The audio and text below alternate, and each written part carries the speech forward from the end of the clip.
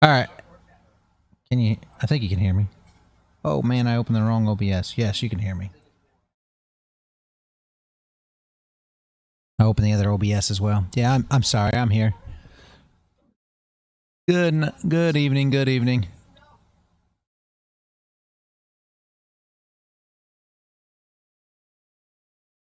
I was completely concentrating on that hand. I didn't even see that you wrote anything, Paul. I'm sorry. We're up a bit. I mean, you always start at 100 bigs, so we're at 162. We were up more though.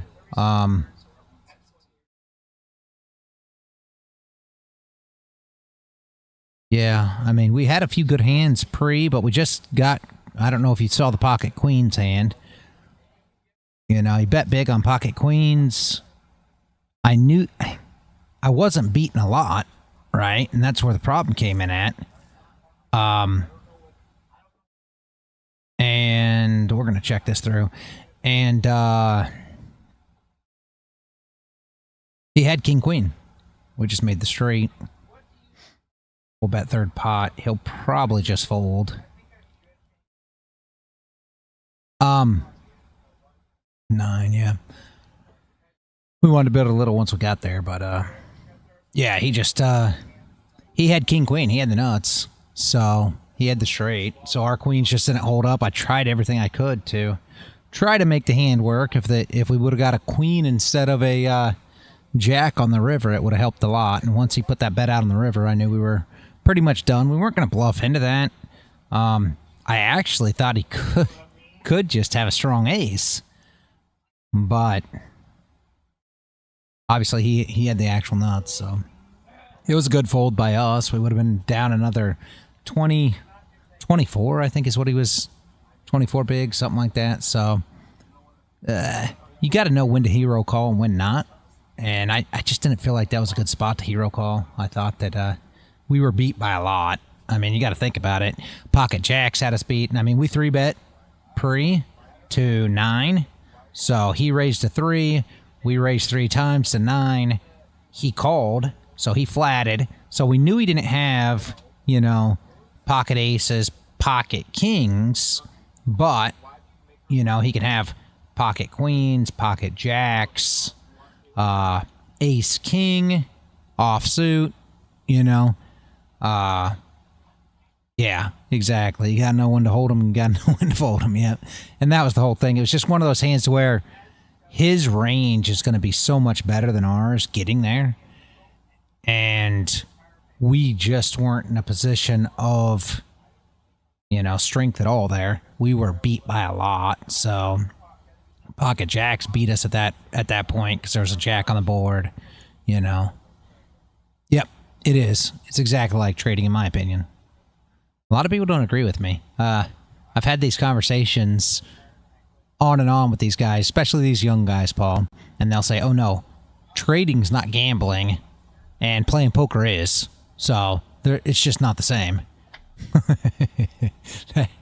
Waking up every morning's a gamble, Paul. But that's a different story. But I mean, honestly, poker and trading are not that much different. It's all really gambling at the end of the day, in my opinion. But so is life. I don't believe that you... Yeah, it is. It's hilarious. I don't believe that you... I don't believe you do anything in life, whether you're... We're going to just call here. Whether you're... Oh, man. Our other big stack left. This kind of blows. Whether you're, you know, starting a business, finding a girlfriend, marrying, everything is gamble, in my opinion. This flop sucks. Oh, and it's all in what we do here. That's why 98% lose. Yeah, it is. It's going to be all in what we do here. I really am not a fan of checking here. But that king is not in our hand. He's going to bet. Yeah, I knew he'd bet. We're right at third pot. We've got no draw. No flush draw. What are our outs? 2 undercards. I really think we're just going to let this one go. I mean, what are we looking at? Runner? Yeah. We're just going to live to fight another day. That one to help us at all. Yeah. Fold them, yeah. Exactly. Fold them, yeah. We just... Great starting hand. That doesn't mean it goes anywhere. I don't think that betting was the right thing to do there. People will say, well, you know, you were first to act. You could have thrown a bet out there. I think he would have flatted me regardless, and we would have just gave away some more money. Where are we going on that flop? I mean, really, we're just not going anywhere. A lot of people try to bluff a hand like that through. What are we catching with the bluffs? You know, what bluff catchers do we have with that flop? I mean, there's just... I didn't feel like we were doing anything. Number 3 spot's very aggressive. We can see by the way he plays. So the 3 seat is aggressive, and that aggression is going to help us a ton.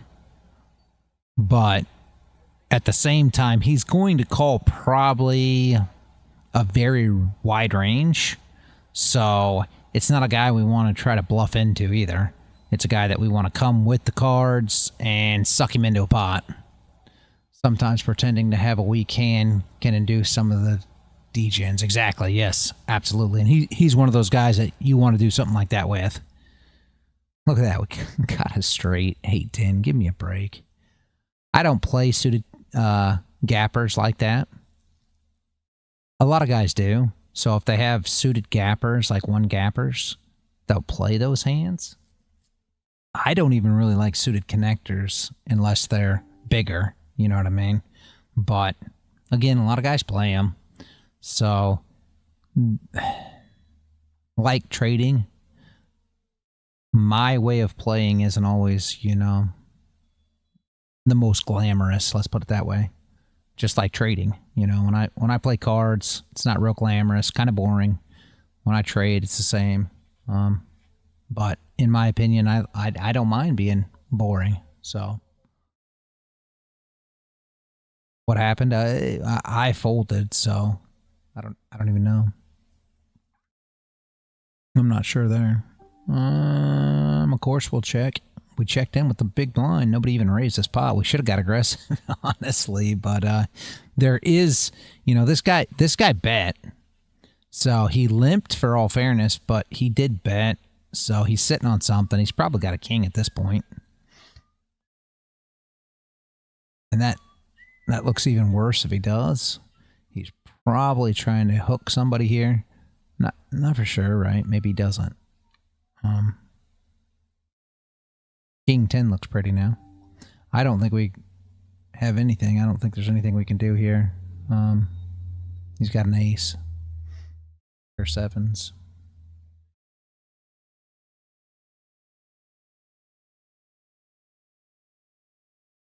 I think we just call.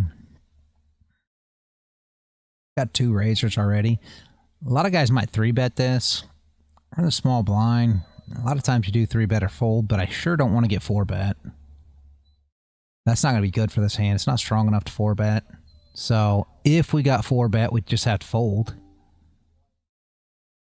Again, it might be nitty. I think we'll check here. Definitely want to call your trading boring. You want to call it boring? It's Warren Buffett every 1 hour candle. That's funny. Sorry, I just looked up at the screen. Oh, man. That move this morning again was nice. Can we get a jack? And can we get a jack of, you know, clubs, spades, diamonds, anything? I'm not going to build a pot for it because the chances of just catching it here are less than nothing, but we don't even know how many are in the deck at this point. Again, I don't think we're going anywhere here. He's got a pair of 10s. We got 2 overs, but 1 card. We'll see the rabbit here, the whole card. Let's see what it came, just for fun. 7. What it did us no good. Again, you're not going to bluff with that hand. What are you going to do? Transfer of money from the impatient to the patient. Yep. That's exactly what it is too. Trying to teach people that is that's the hard part. Same thing you do around the poker table. It's funny because I don't know if there's poker gurus. I guess I gotta imagine that maybe there are. I don't know a lot about that side of it, but I just wonder if it's the same, right? I wonder if it's the same deal of I'm still trying to implement it myself. Yeah. Yeah, patience is tough. That's truly, I think those are the hard things. People think that finding your strategy is the hard part. I disagree. I don't think that finding or building a strategy is actually the hardest part. I mean, obviously it's a big part, right? But God, I hate ace-6 suited. This hand that a lot of people like, I hate it. This is one of my least favorite hands. It's right there on the border. I hate it because you can't straight with it. Yeah, we're just gonna give it up. Anyway, yeah. TA's easy part, especially your set. Exactly. And that's the whole thing. Watch the damn diamonds come. Anyway, yeah. And I mean that's the whole thing. I think the hardest part is just waiting. Right? The patience, like you say, that's really the hardest part of all of it, because everybody wants to trade.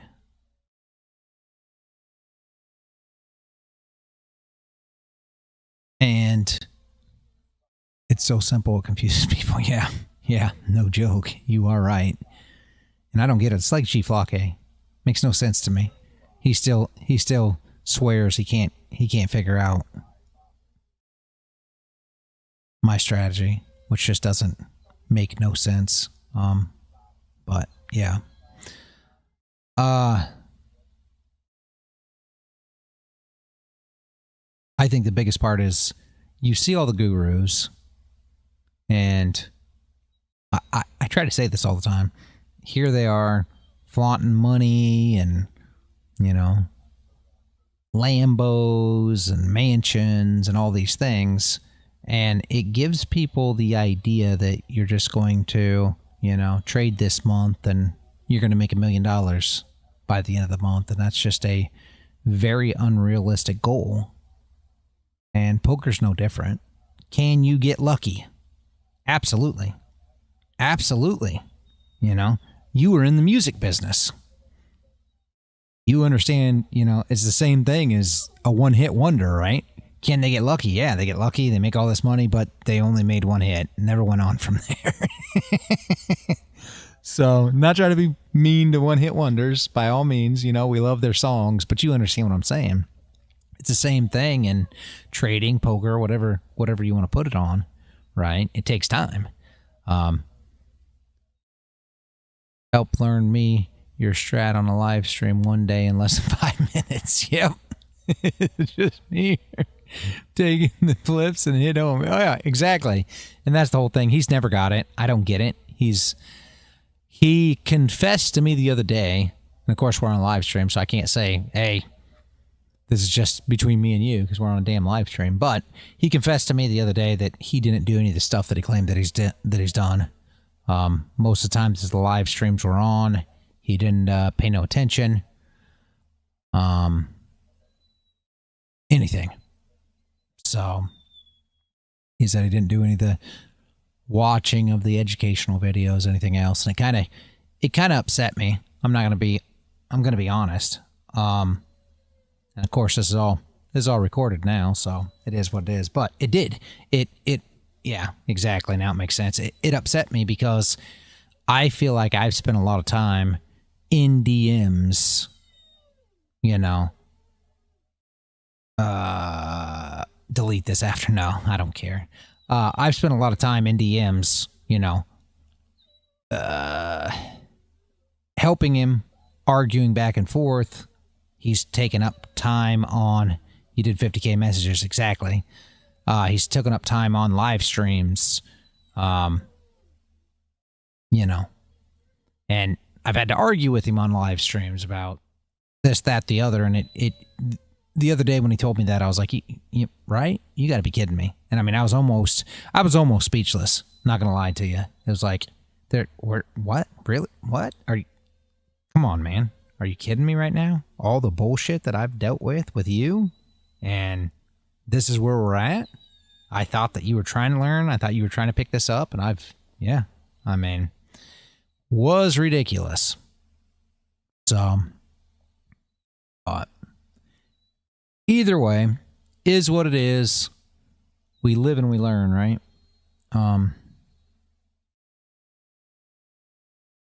Yeah, I missed that. I'm raging. Yeah. No, it was all in DMs. He told me in DMs. I'm like, you gotta be kidding me. And I mean, I did. I got upset. I told the wife, I said, it pissed me off. I don't get mad easy, but I get mad bad, if that makes sense. And I try to do everything to keep my cool. Let's start a new rule. No teenagers.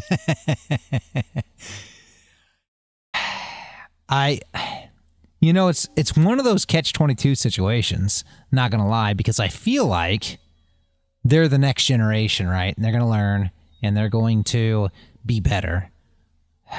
But I'm with you at the same time because, man, they're a lot of freaking trouble. They're a big pain in my ass. Ooh, that's not what we were expecting. I do got to look at his stack here. I mean, when we sit here and we look at this, he could have us beat, but look at where he's at. He's got 15.8. We put him all in. He's all in regardless. It's almost worth it.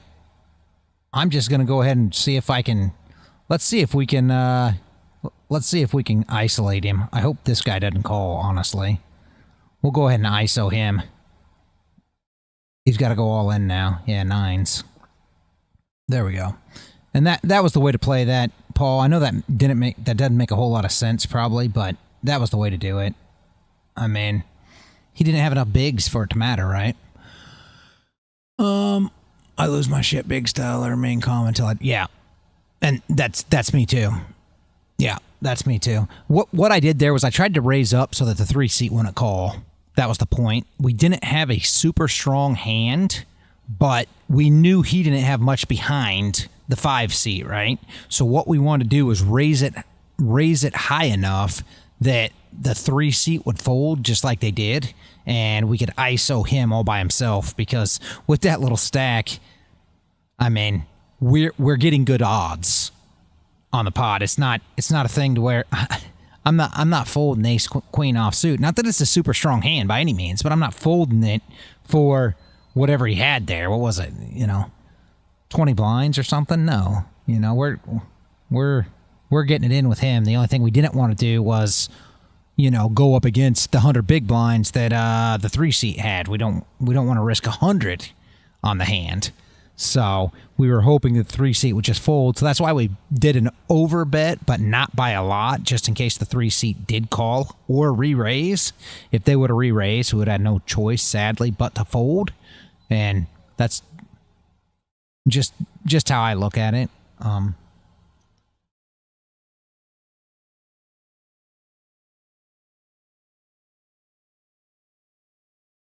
Yeah, you got to keep an eye on 3-seat. He's a little squirrely over there. I hadn't quite got a read on him yet. He seems loose aggressive, but they call it lag, right? They've got different things that they call things.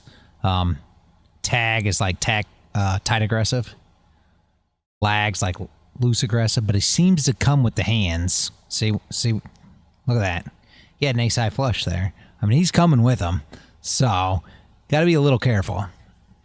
That's the second time he's had a flush. And I think the other one was diamonds too. I think he showed up with 9 queen of diamonds and popped the flush the same way. So definitely got to keep an eye on him.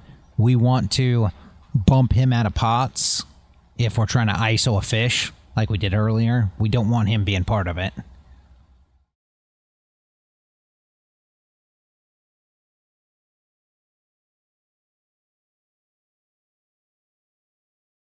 And this is all part of poker too. That's the whole thing. like trading, there's way more to it than just, oh, well, I've got a ace-6 offsuit right now. You know what I mean? And that's how people see it. Yeah, I'll call 1 on ace-6. I don't really want to, but I'm just going to flat it at that point. Yeah, that's an ugly flop. But yeah, there's a lot more to it. It's like trading. It's not just, hey, I've got ace-6 offsuit and now this is what I'm dealing with.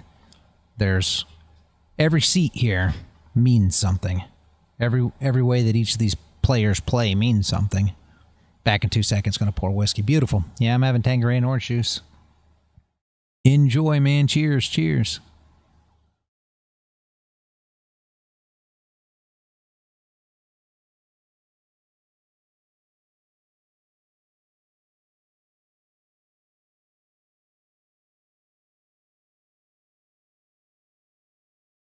Hopefully not. Still running, right? I don't know. I hope it's still running. And I don't understand why this stuff's happening. Okay.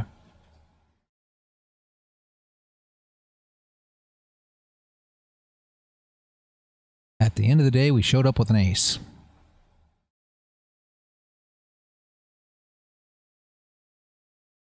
Queen 8. Great. That is amazing. Man, we got some limpers in this group. Holy moly.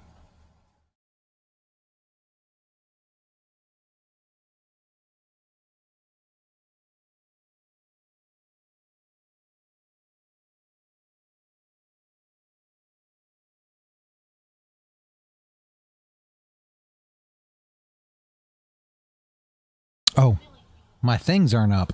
Shit, Paul.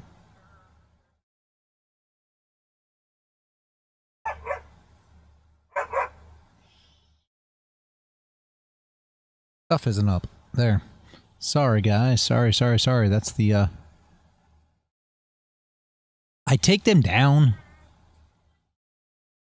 because when I trade, or I mean, trade. Oh my geez. When I play and I record, I don't want this stuff showing because it's not part of the challenge.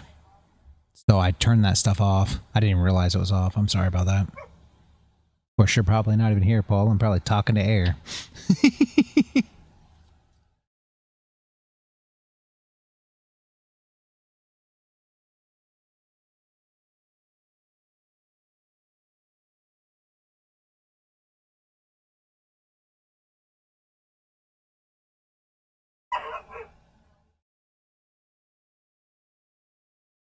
You're back. All right. Yeah, I put the stuff back up. I don't know if you heard me, but I record, and I use this OBS to record with.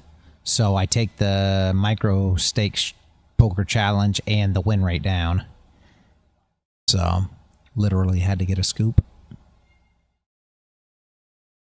This is your new version of partying. Beautiful. I love poker, man. I can't help it. I always say if I wouldn't have been a trader, I would have been a professional poker player. What kept me from playing poker, you know, at a higher stake. Scoop his drink here. Oh yeah, I'm having Tanqueray and orange juice. I don't know if you heard me before you left, but yeah, I'm drinking too. But oh, look at this. Ugly flop for somebody. Somebody's getting hurt here. Oh, now it's a 4-card flush. My thing was family.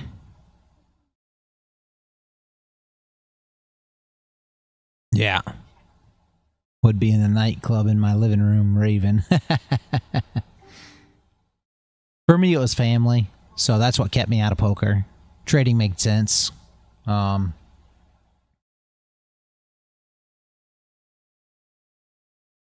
To where poker never did. Of course, I played poker long before I ever traded. I was playing poker long before I ever even met my wife. Long before I had kids. To I loved poker, but at the same time, I wasn't going to sit in, you know, the casino, the card room, sometimes home games for hours on end. Yeah, exactly. It's trading's better. I love poker. Don't get me wrong, but at the end of the day, trading's still the way to go, in my opinion. I love poker, I really do, but I think our online's tough. First, I think online poker's much harder than live. First off, and you have to dedicate a lot of time to being out and being in a card room or being in a casino if you're going to do live poker. And the next problem that you have, a lot like everything else, is if you start getting involved in, say, home games, higher stakes, things of that nature, there's always cheating that you have to deal with. Even sometimes in the casino, I'm not gonna lie, you got to this guy's just stealing blinds at the end of the day here. I'm not gonna call him with this, but eventually we'll put a call in here just to get him. But yeah, there's a lot of cheating that's involved. That's why I like futures. Not as much cheating in futures. Two bigs. Do we 3-bet here? I don't think so. I think we just go ahead and call. See how it flops. If he raises, that's fine. We'll flat. Yeah, see?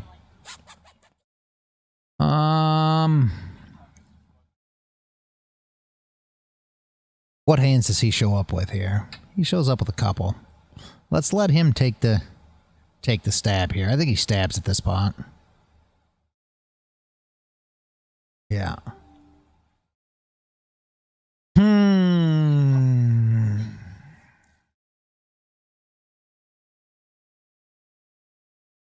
Definitely got an overpair. 2? I don't think so. Could be on the flush draw. We're going to call once, see what we can come up with. Gosh, I don't like the flush there at all. Do we bet the flush, see if we can push him out? Or does he call regardless?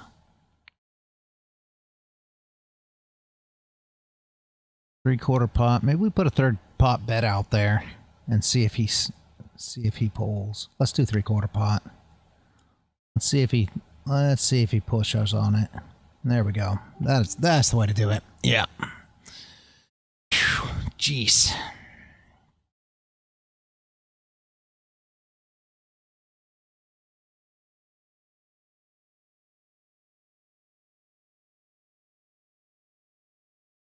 Yeah, it is. It was tough there, Paul. Again, that's where poker's different, right? You're never bluffing the market.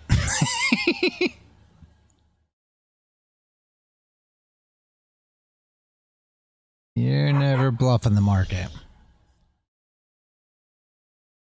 Learn a lot by watching. Yeah, see, I love poker. Like I said, it's all a game of psychology.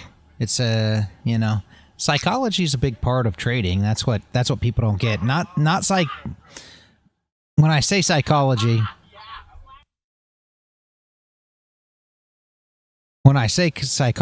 everybody always thinks that I'm talking about your psychology. And unfortunately, when I talk about, yeah, there's no hiding, no stop losses. Yeah, when I talk about psychology, I'm talking about the other guy. And that's where I think everybody gets confused, because I'm not talking about psychology from, me. I'm talking about what's the other guy thinking right now? Why is he betting? Poker's just the same, and trading's just the same. Why are they entering right now? Where are their entries? Where are their stop losses? And that's poker. I look at exactly the same. Why is this guy betting? What is he betting for? What is his range? Why did he not bet more? Why did he bet so small? You know, why did he bet big if he bets big? You have to ask yourself all these things, and that's really what it's got to do with. It really has nothing to do with your cards for the most part, right? Yeah, I did a video on it. Yeah, and it's their psychology, not your own. And poker's the same way. It's a very psychological game, and that's what people don't get. Most people think, oh well, you know, you either come up with the cards or you don't. Well, if you watch me play enough, you'll see that, you know, it's not always about coming up with cards. The markets don't have as many variables as poker. Yeah, absolutely. Absolutely. That's 100% the truth. Absolutely. Thing is, you can't just, you know, throw a big position out there and fake the market out either. So, to where you can kind of get away with that in poker.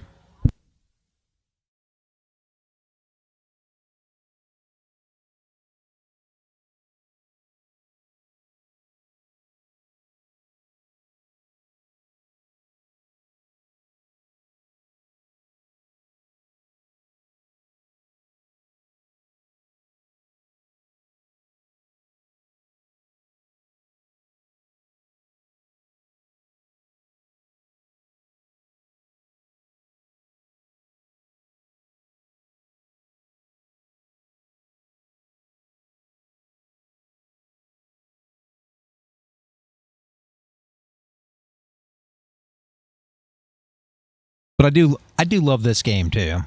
Paul, I like trading, I'll be honest with you.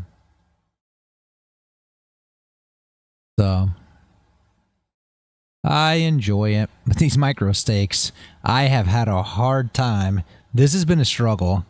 I'm not gonna lie to you, and I don't know when we're gonna move up. Once we get in some profit, we'll try to move up stakes. And I think it'll get easier as we move up, honestly. I mean, I'm not sure about like the next stake or the stake after that. But as look at this, we got it straight. But as we get to higher stakes, I believe it'll get a little easier. And a lot of people will say, well, that doesn't make any sense. If you're higher stakes, why would it be easier? The reason is because good players, right, are easier to exploit. So, and that doesn't make sense to a lot of people, but in all reality, good players are easier to exploit. We actually probably had this one. Unless he came with 9 queen, we won here. So I'd love to see what hands they showed up with here. Nope, pair jacks. We had it all day. That was actually our pop there, and they were betting tough. That's funny, huh? What did that 3-seed have? Yeah, he's gone. I think he tried to hero call there, or tried to bluff. What do you say we just limp in here and see if we can't catch something? Not in love with this. We'll give it another check. I really think he tried to, I think he tried to bluff there. I do.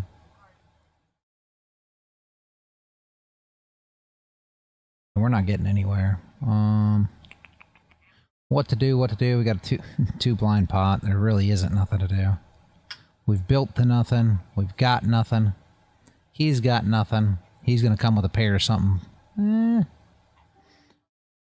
think we still check this. We could bet pot, but is there any point here? I mean,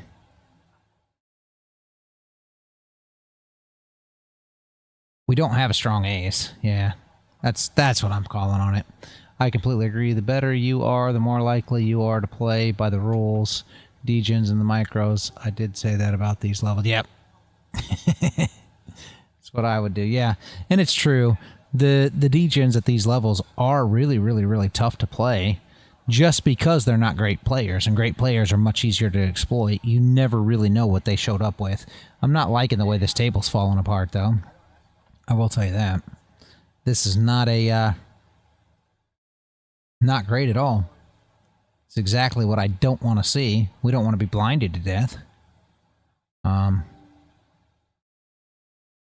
We definitely don't want to be blinded to death here. Wonder if we can get another table.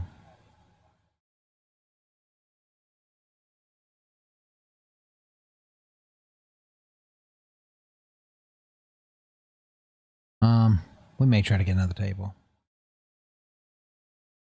I don't know if there are any other tables. That's the only disadvantage of this site. We'll play through one more blind. I think they're leaving because you're... Yeah, I know. That's the problem. Yeah, I think we're going to change tables. He's going to raise. Regardless of what I do, he's going to raise. Yeah. This is the problem. We're going to set out next big blind. See what how they act here.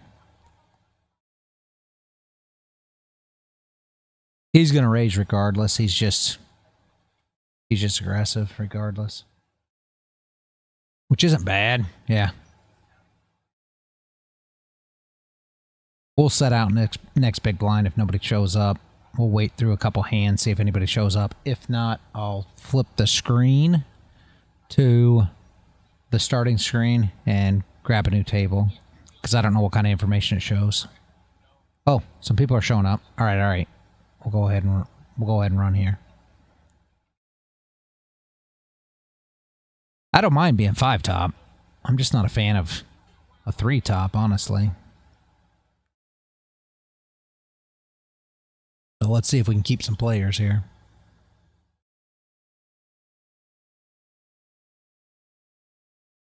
We're going to play this weak ace? No, we're not going to play this weak ace.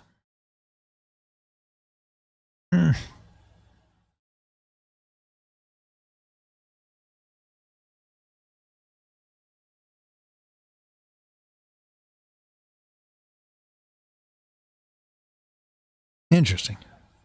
Nobody's going to call him, so we're not going to get to see, I don't think. 2-seat might.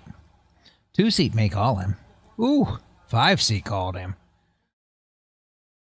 2s, aces. Oh, aces are about to get cracked. Absolutely amazing. Sorry, 5-seat. Wow. And then there's that.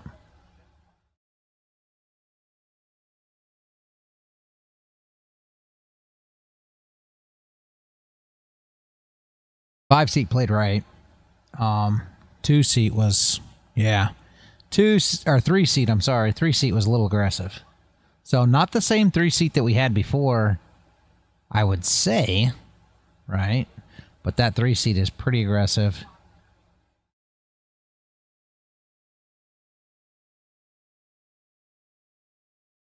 Watch this.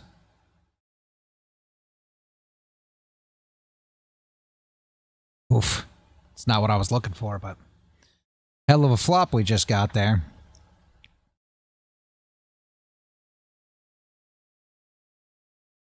I guess when you know when to go, you know when to go.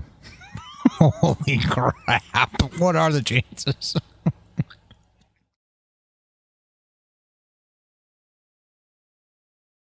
Unbelievable.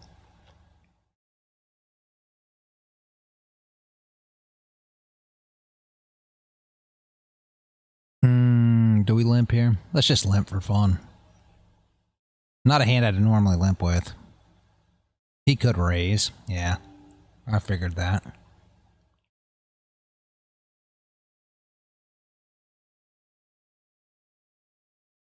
I don't think he liked that aggressive play that last time around. See what he does here. We'll just fold if he bets here. And then next time we'll play this exact same line on him and catch him, right, with an actual good hand.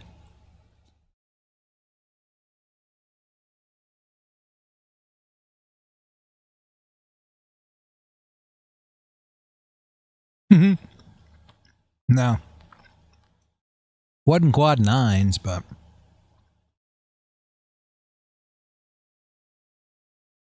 I really thought he was raising me just because I play super tight and he was just raising me to try to steal my blinds. I was actually a little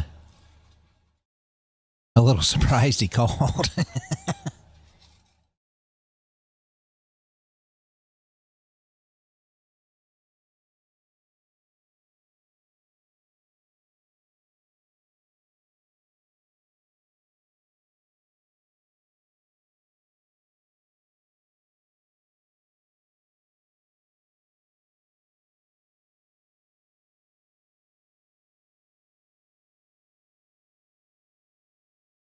And if I had it all to do over again, honestly, I think maybe.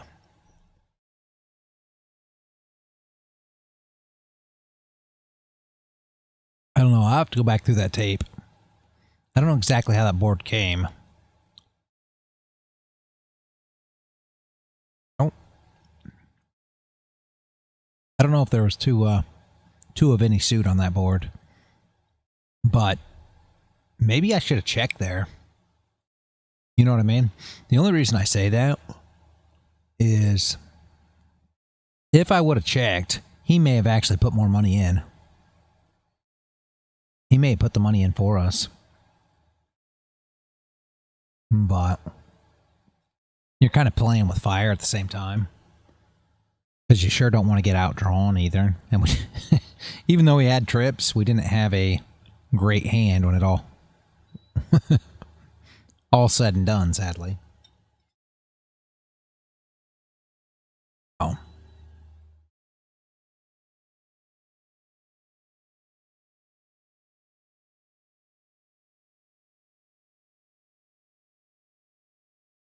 So we definitely weren't coming from a place of strength, let's put it that way. I was just trying to catch him raising me every freaking hand.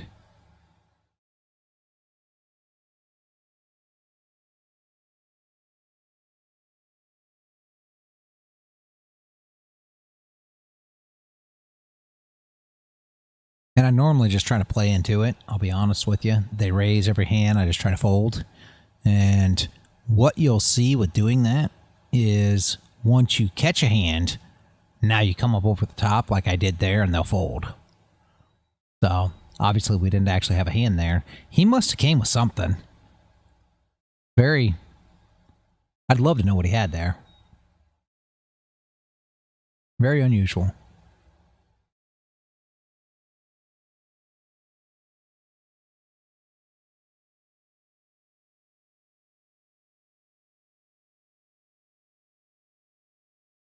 Yeah, he is super aggressive. And you'll see a lot of the guys that buy in. He's got 23 bigs. It's because he only bought in with 30, which is the minimum. Your maximum buy-in's 100, and your minimum buy-in is 30. Now you can buy anywhere in between, right? But that's on every game, so it doesn't matter what the stakes are. It's 30 for your minimum and 100 for your maximum. So he's buying in at 30, knowing that he's aggressive, and he plans to try to put that 30 in at any given time. And you can always see the difference in the players. Like the 3-seat that was here before, he would re-up his 100 every time. So every time he got in a pot, he's re-upping that 100. The reason that they do that is so if they get a big hand, they've got all 100 big blinds to actually put into that hand. I think the 4-seat does the same. We'll watch here. If he pays out some blinds here, you'll see him go down below 100, and then he'll re-up, and he'll reload for 100. But the last 3-seat did that. Yeah, full port. 20. Woo! 5-seat showed up with aces. Kings or aces. I think it's aces, though. See, watch. He'll probably re-up here. See? He just re-upped the 4-seat. So he's looking to get it all in with somebody and double up. That's why he does that. So every time he goes below 100, he's going to rebuy and get back up to 100.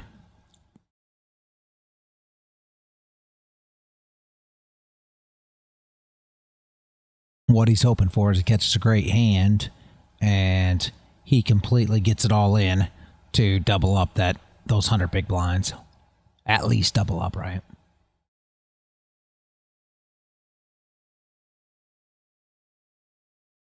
Well, we're definitely protecting that from the blind. Okay, we don't have to. Fair enough, guys. We were definitely protecting there regardless. We would have had to do something with it.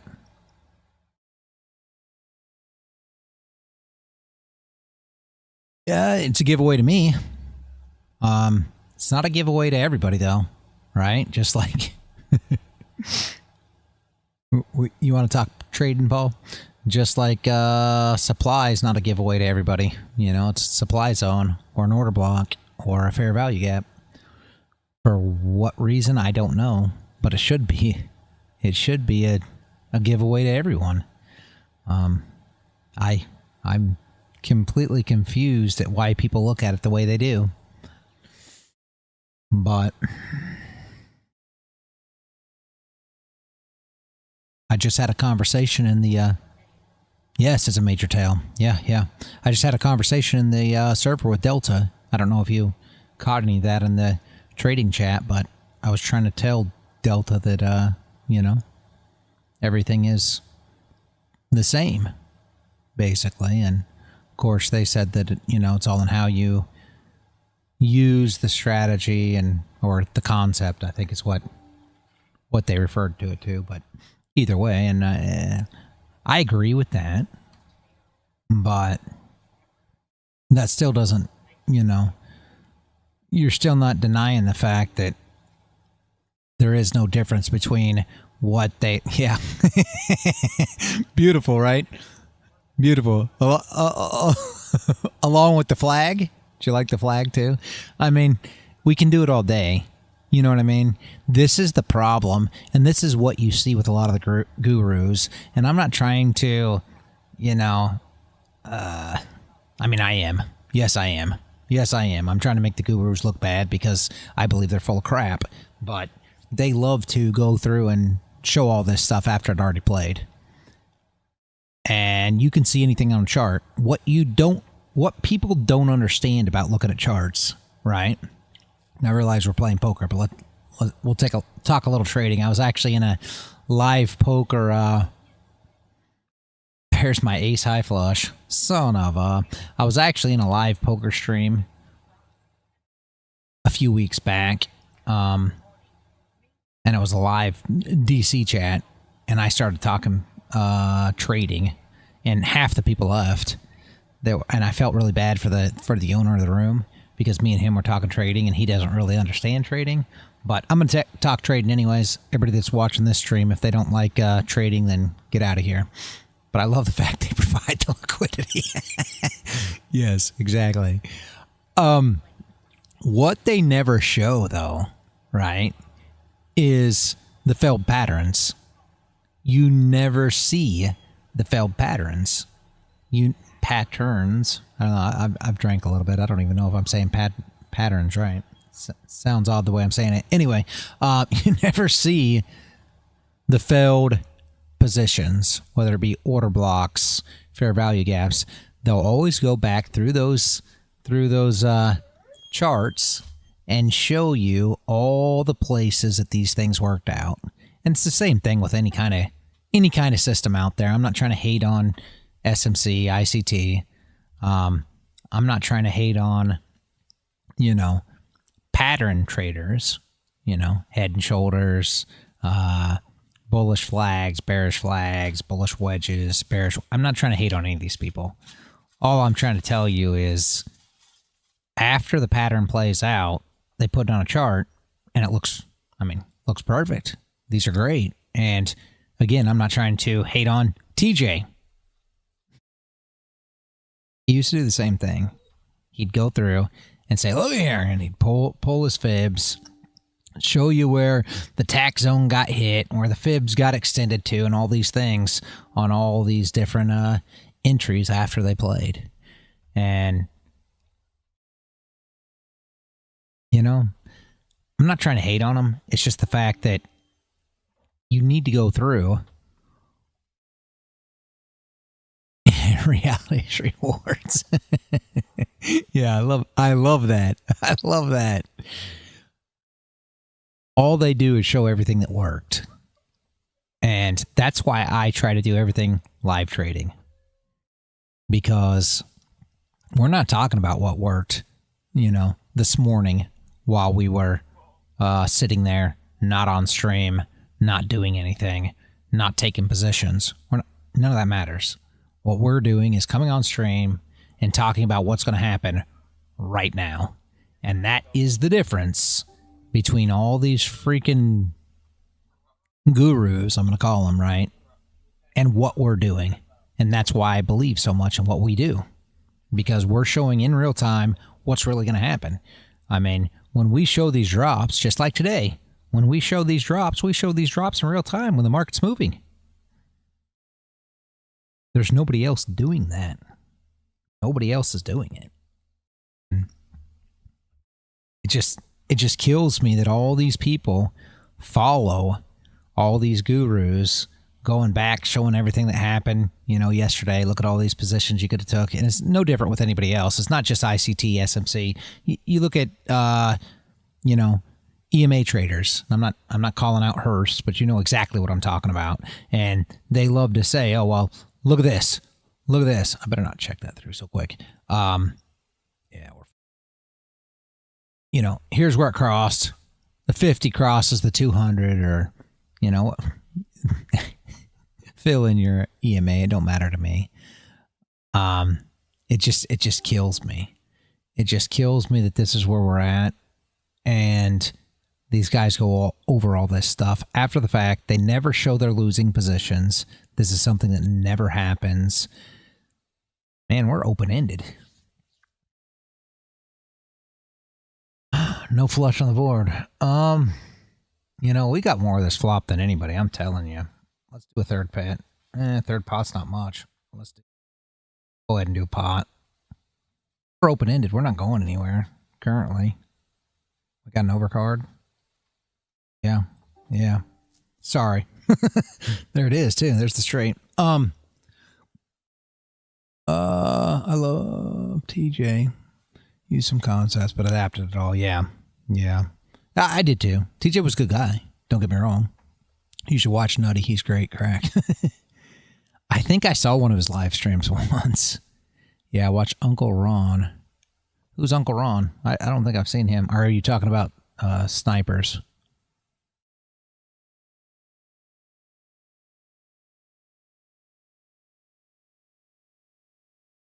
Is that Uncle Ron, or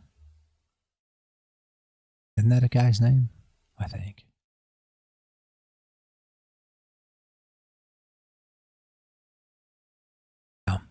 Yeah. And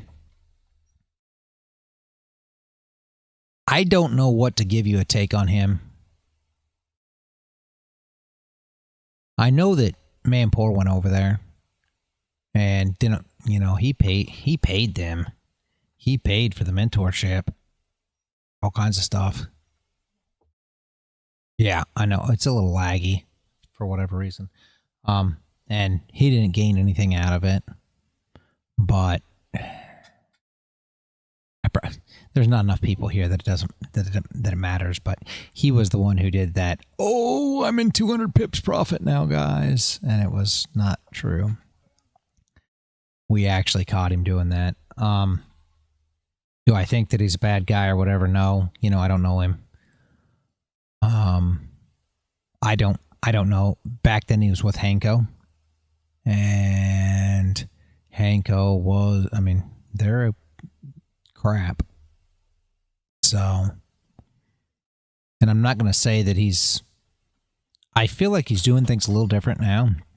I don't know. I saw one of his streams here a while back. Came up in my feed and I watched it for a minute, and I think he's trading NQ or YM, some kind of index. He's trading some kind of index, and he's just trading supply and demand now, which I think is much better than what he was trying to do before. He's calling it price action still, but at the end of the day, it's just supply and demand. There's nothing wrong with trading supply and demand. I'm not hating on that at all. I know everybody thinks that that's what I'm doing. I'm not. I'm not saying that supply and demand trading does not work. Absolutely not. I'm just saying that when it does not work, I'm trading to the stop losses. That's it. When it works, great. Nothing wrong with that. So that's all I'm doing, right? And the same thing with ICT, SMC. It's the same thing. It's still supply demand trading. I realize everybody will give all these things, and Dennis, I love Dennis, but I think he thinks that ICT is a lot different than it is too. And I mean, it's not at the end of the day. But yeah, I love Dennis. Dennis is a great guy, but he is he's very, very gone with the ICT thing. I hope it works well for him. And I'm not saying these things don't work. That's the whole thing. They do work, sometimes.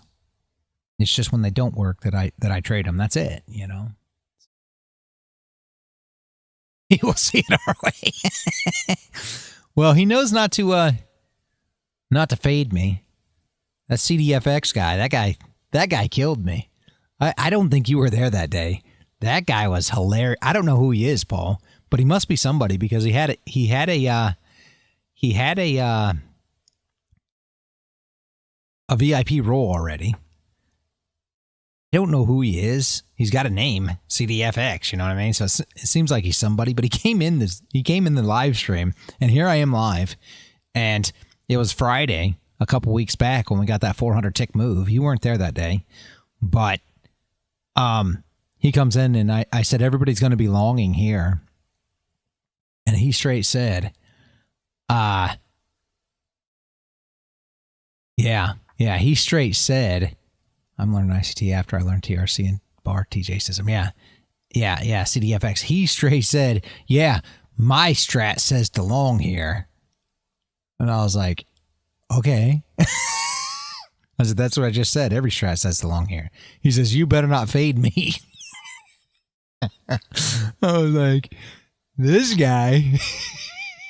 I just said everybody was going to be long. What do you mean I'm not going to fade you? He sat around for about 5, maybe 10 minutes, Paul, and I can't tell you whether he was paper trading or real trading or what, but either way, he was liquidated. He had to have been.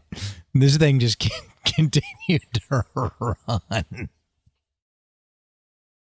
and he just left. He never said another word. He just took off. I'm like, man, 6-3. The wife says 6-3 is my hand. It's 2 pair there. I actually rewatched the stream. Yes, it was hilarious. Always fade Phils. Yeah. Phils. Dang. I don't know what to say about that either. Phils. I don't know. I don't know. It's rough. I don't understand him. I don't know why he won't take any kind of I've tried to talk to him. He takes no kind of, talk. I really believe that he believes that he learned so much from Walsh, or Walshy. I don't even know what his name really is, whether it's Walsh or Walshy, that he's got it all figured out. But that's another one of those that I'm not a fan of.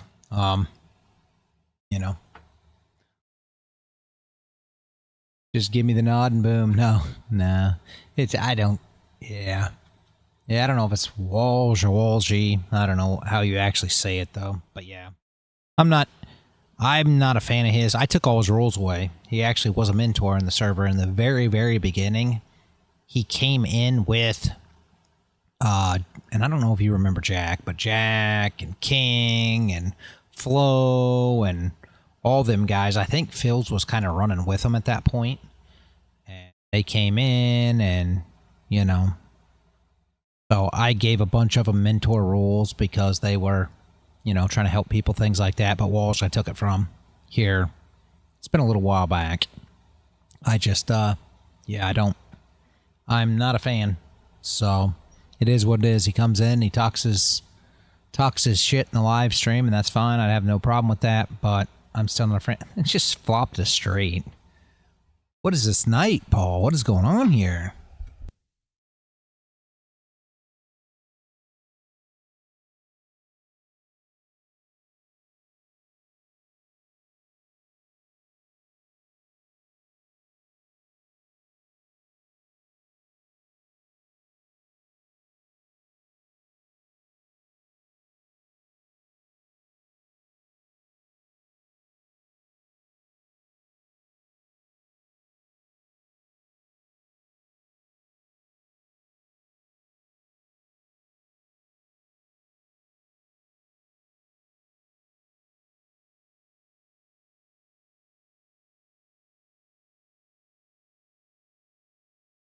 Somebody better have 7-8.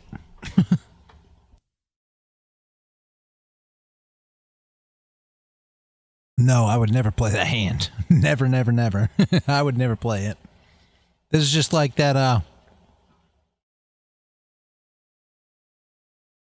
this is just like that dump that you thought, you were coming to the market and you're like, hey, I want to trade, and then it dumps and you're like, damn it, I missed it. That's 3-7.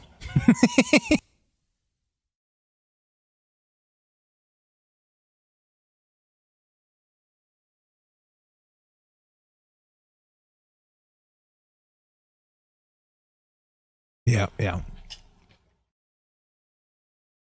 Yeah, we're, are we raising here?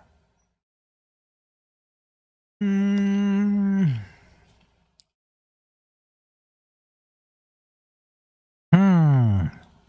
I think we are. I think we're going to raise. Let's do 3 times and see if he still calls. I think he will. We really don't want a 4-bet. Yeah, we just want a flat there. Well, that's kind of tricky.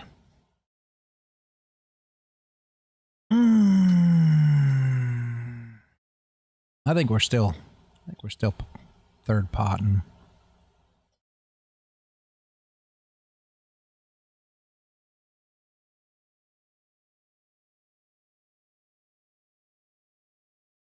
I'm not liking anything we're ended up with here. Yeah, it's like the trade you didn't get into. I'm not liking anything that we're involved in here, I'll be honest with you. Not a fan of where we're at. If he re-raises, we fold. If he calls, we continue on. He may fold to the aggression. I doubt it. I think he calls regardless. I really do. Because we bet too small. Nope. He folded. Beautiful. Okay. Then there's that.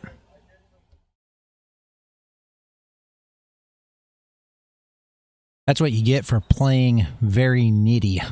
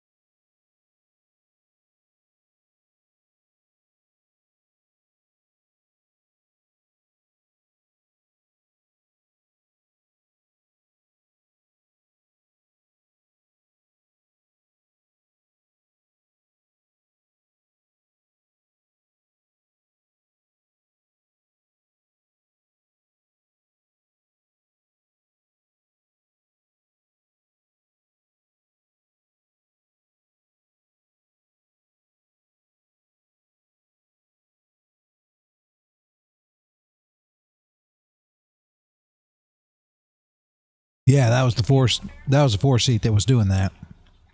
Remember, he keeps on going up to 100 big, so he's looking to get all in. But he's not going to do it, unless he really has something, more than likely, because he didn't want to give up all his bigs, but he wants to get in. He wants to get in and double up. We got to be a little careful of him, but at the same time, I play so nitty that when we start doing a little bit of raising, they really don't expect us to be raising with nothing, right? So, again, it's the whole psychology side of it.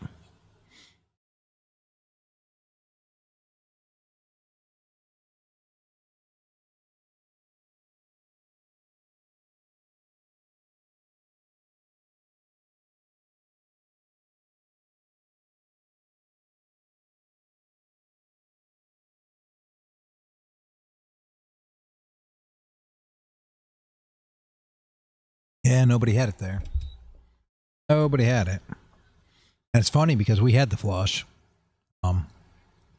We had the ace high there. But that's the second time that we had an ace high 4 outer flush to where we had the ace, but it was offsuit. So we need 4 cards on the board that we ended up with the flush. Kind of crazy.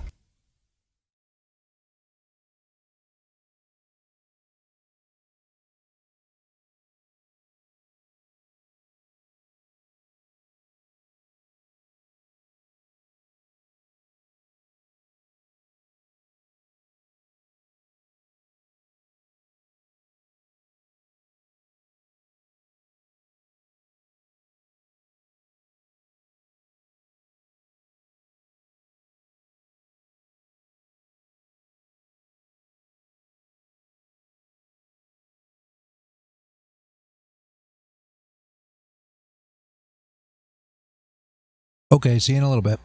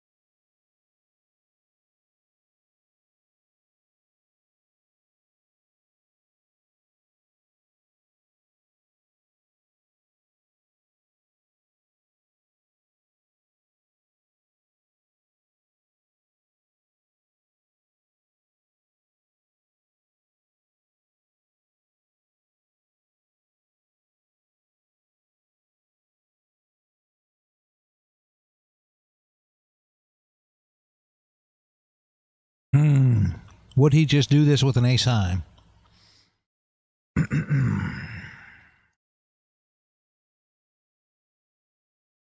We're going to call once. Yep, he did too. Ace high. What a call.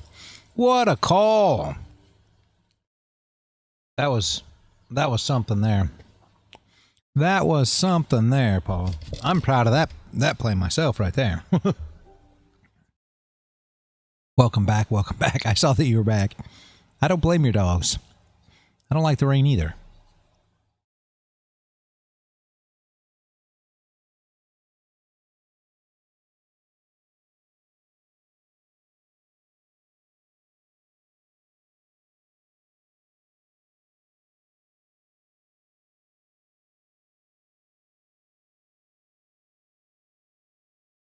had pocket twos. Nothing came on the board. There was a pair of tens. So that gave me two pairs, tens and twos. And the pot was 8 bigs. And he bet 2 on the river after everybody checked through. And everybody folded to him. And I said, could he just be doing this with aces? You know, with an ace. Just an ace high. So I called because obviously my twos beats his ace. And sure enough, he was doing it with an ace high. So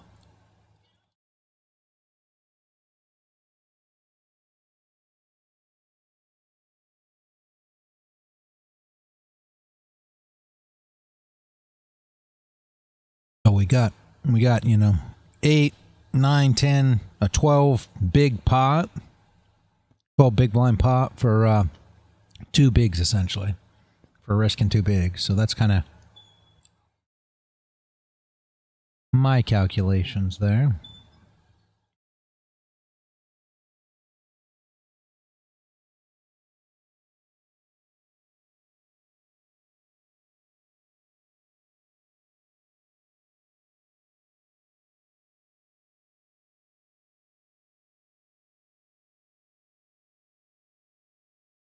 A lot of times guys will do that. They'll have the ace high. And since nobody's betting, they believe that nobody else got anything. So they'll do a little third pot bet like that.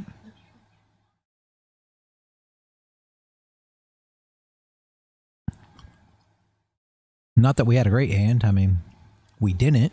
We just had pocket twos, honestly. So it wasn't good. But at the same time, I just didn't think he had anything either. I would have thought he would have bet a little bigger. I mean, maybe he's trying to get a call. I thought he had ace high is the problem.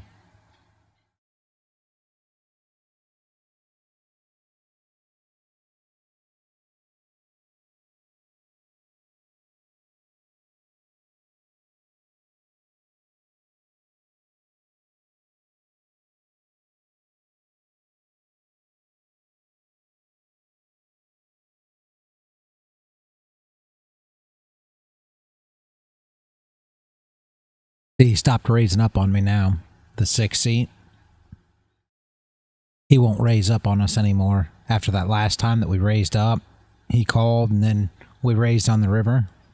I mean, raised on the flop, sorry. And then he had to fold. So now he's not getting so aggressive pre-flop anymore. Which is a little unfortunate, but now we know when he has a good hand, right?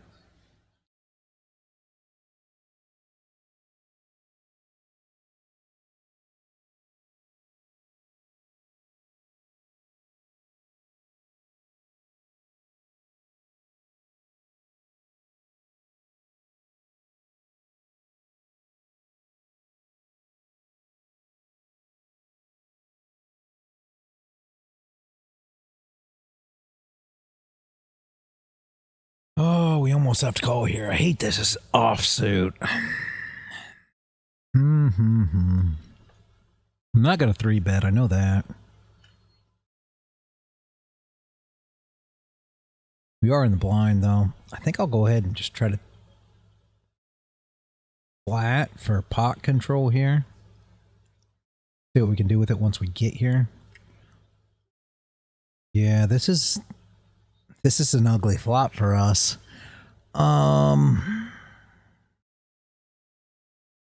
Need a 10 all day. I think we'll throw a bet out and see what he does. He's definitely going to call once. Do we bet the turn again? Again, we really...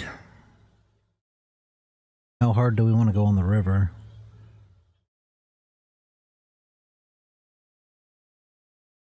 I think we're going to go ahead and check the turn. See if we can get it on the river. Yeah. He's got to act first here. We're going to go pot. I don't know if we want to go pot. Go 3/4 pot. What's third? 4-6. I think he'll call that all day. Let's go 6.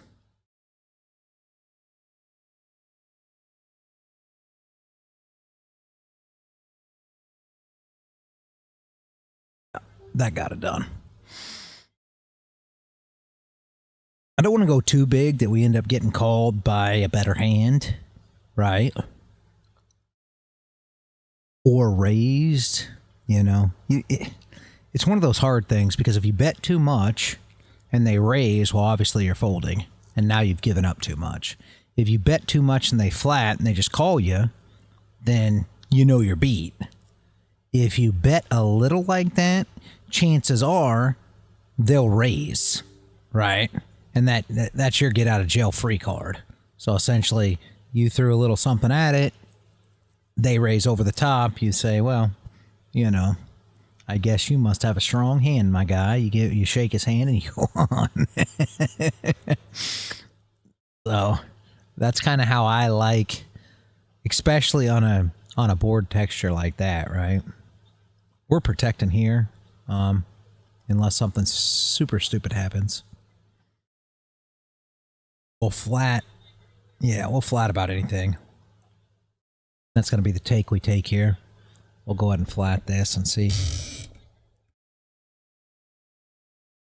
how we end up. My boom is...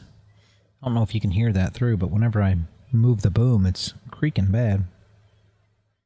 I don't know why. Maybe I need to... I don't think you oil them. I don't know.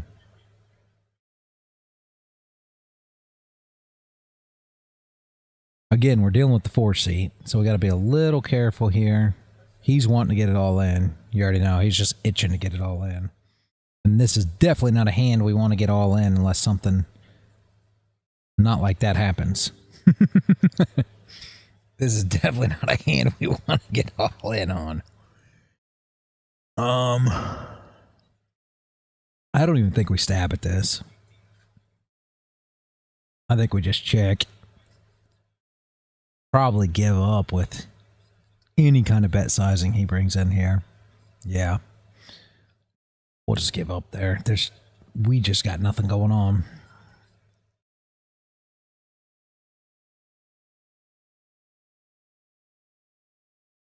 We took a shot at it.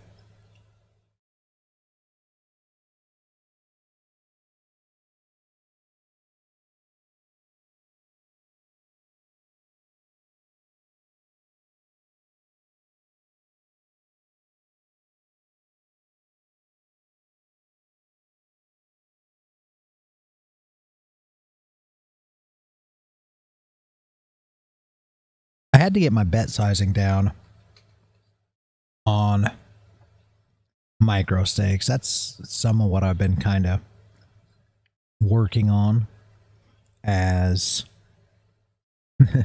from where this challenge started and where we are today. I think I've came a long way. I know it sounds crazy to say came a long way from micro stakes, but it's a different animal.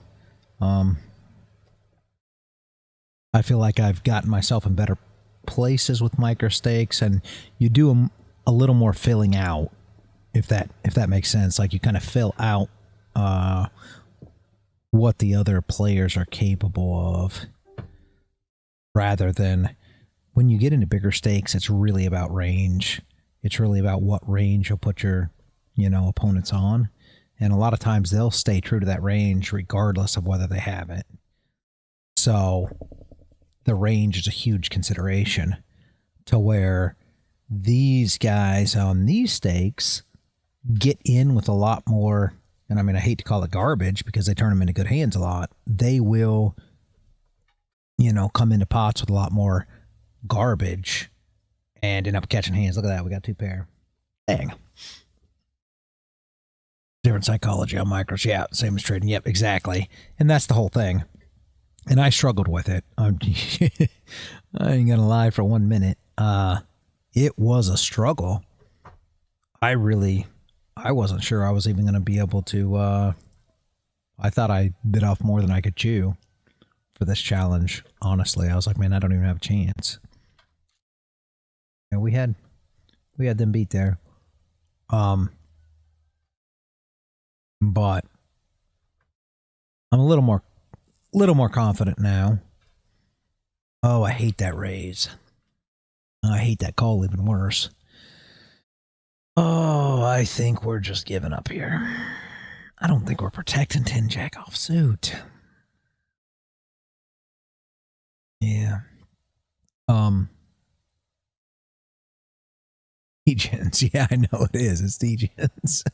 Less to lose. You're right. It is crazy. Yeah, it's tough. It was a bit tough. So I feel like I've got a little better hold on it now.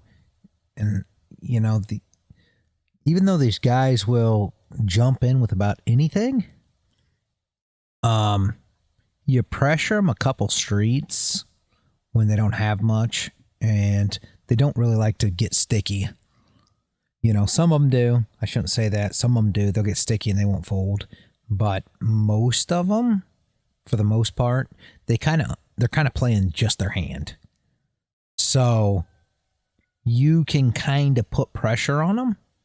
And if you come from a place of strength to where we're sitting here and not doing a lot of, bluffing that they can see. I hate to say not doing a lot of bluffing because, we've bluffed a few times here. But they don't see those cards. So if they don't get to see you bluffing, they like to think that you have it a lot, I've found.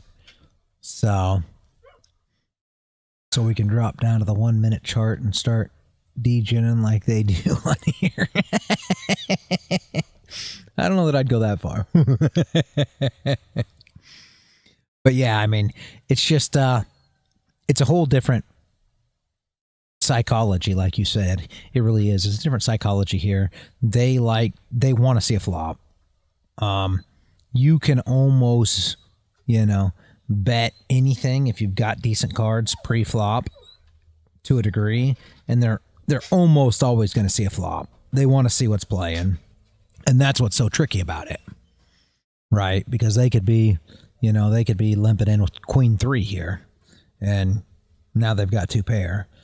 So to where at the higher stakes, when you 3-bet, you 3-bet raise, there's going to be specific ranges of hands that they're going to play if you 3-bet over the top of the raise. So like right here where this guy raised to 3 and I 3-bet to 9 or 10, dependent, when he calls that, there's going to be a certain group of cards that he should have, right?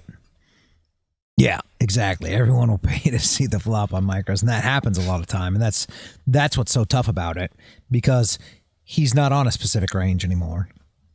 A lot of these guys, I saw a guy go all in. It killed me. I played a few nights here this week. I can't tell you what nights, and I showed up with ace king twice and ran into aces. And I raised up, got 4-bet.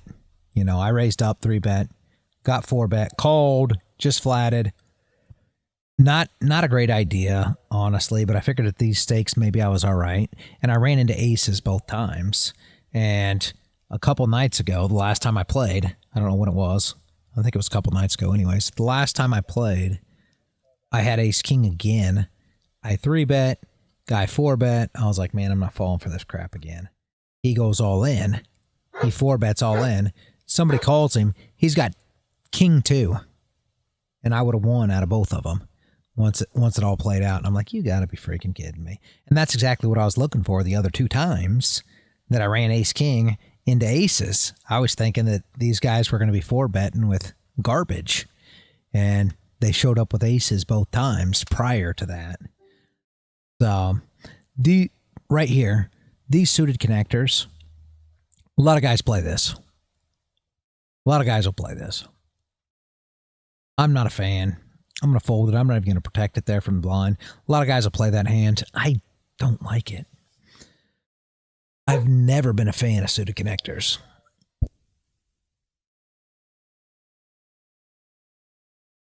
Unless they're bigger cards, like Broadways.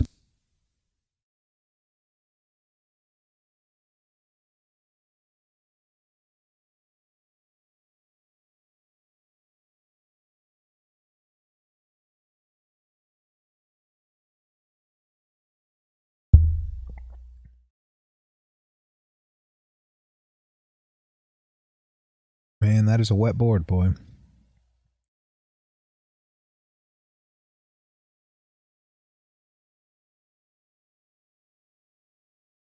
A lot of hands in there. Ace Jack, King Jack, 10 King.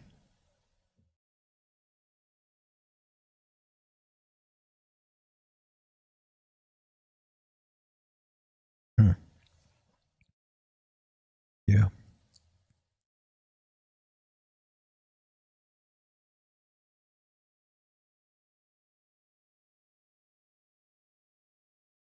Tell you how much I hate ace 6 suited. I hate ace 6 offsuit even more.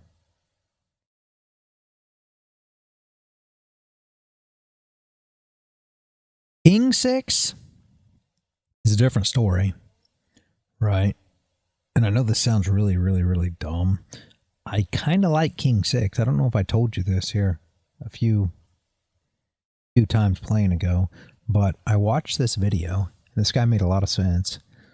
Most people love to play ace 2, ace 3, ace 4, ace 5 because you've always got that chance at, you know, your wheel straight there, right? And King 6 can run that straight down. So essentially you got 2, 3, 4, 5 on the board. Your ace plays, so you have a straight ace to 5, and the actual King 6 now wins.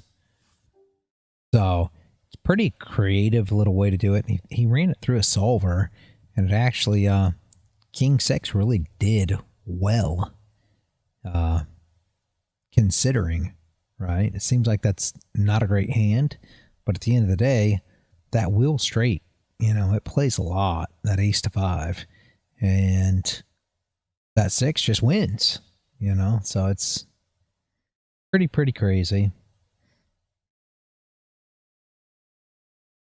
Yeah. Yeah, it makes sense. And I watched a video and the guy talked about it and I'm like, man, I look at King 6 suited altogether different, you know, now.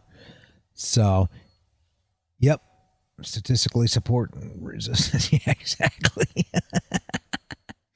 Yep. Exactly. Exactly. And I mean, it's one of those things. You got to think about it just the same. When we talk about trading, we say, well, people are going to enter at support, you know, enter at resistance, short, whatever you want to say, right? Oh, that's unbelievable. What are we representing here? Yeah. Wow. Wow. 5 was on a straight or on a flush draw, I bet.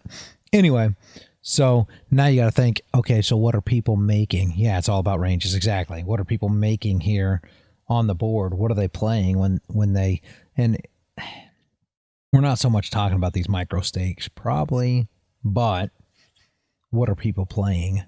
You know, and a lot of times when you're talking about the ranges, you're talking about ranges like ace 2, ace 3, ace 4, ace 5 suited.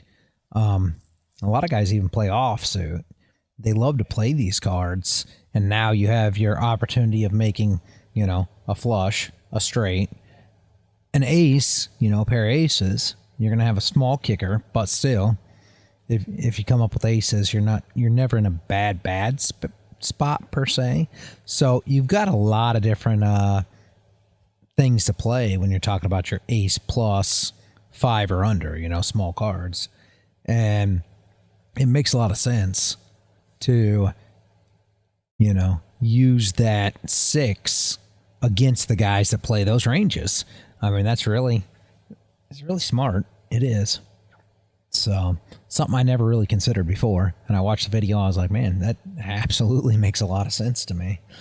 So Seat's going to have to re-up if he loses this hand.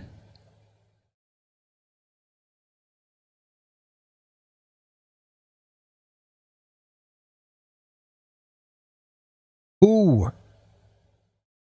Ace 10 all day. Aces, 9s. Wow. Wow. Wow.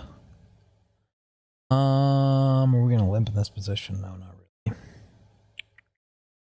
Not really.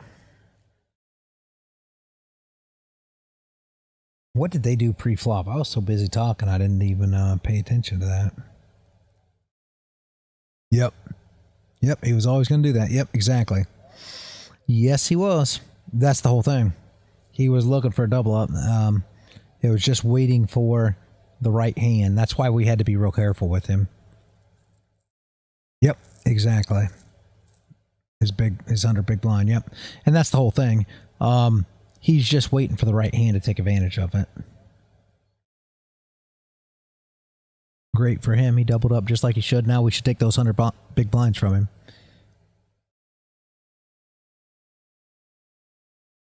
Yep. Yep, exactly.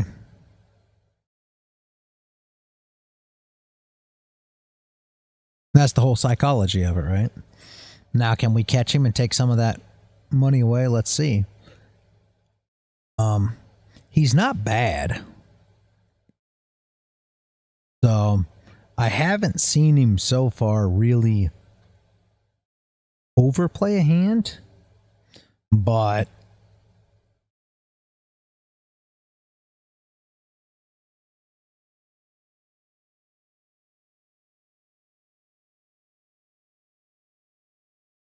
with that being said, I think we can catch him.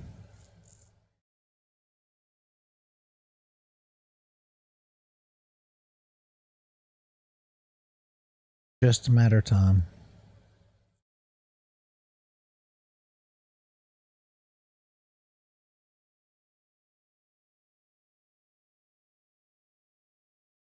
Yeah, I ain't got nothing I'm going to do. They're always going to raise. They look at me as a very nitty player. So essentially what they see is that I'm only going to play the best hands. This is what the teens call alpha knowledge. I have learned new terms since I discovered and dropped meme coin trading. Yep.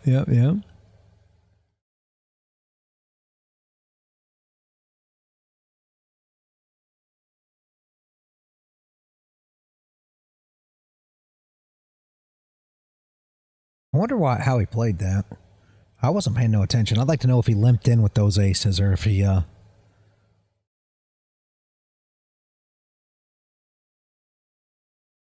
Huh. Interesting. Doesn't matter. That's the one thing I don't like about Bovada. I mean, you can and you can't. It's nice in a way because people can't get reads on you, you know, except for the session, but there's no names. So you're basically anonymous.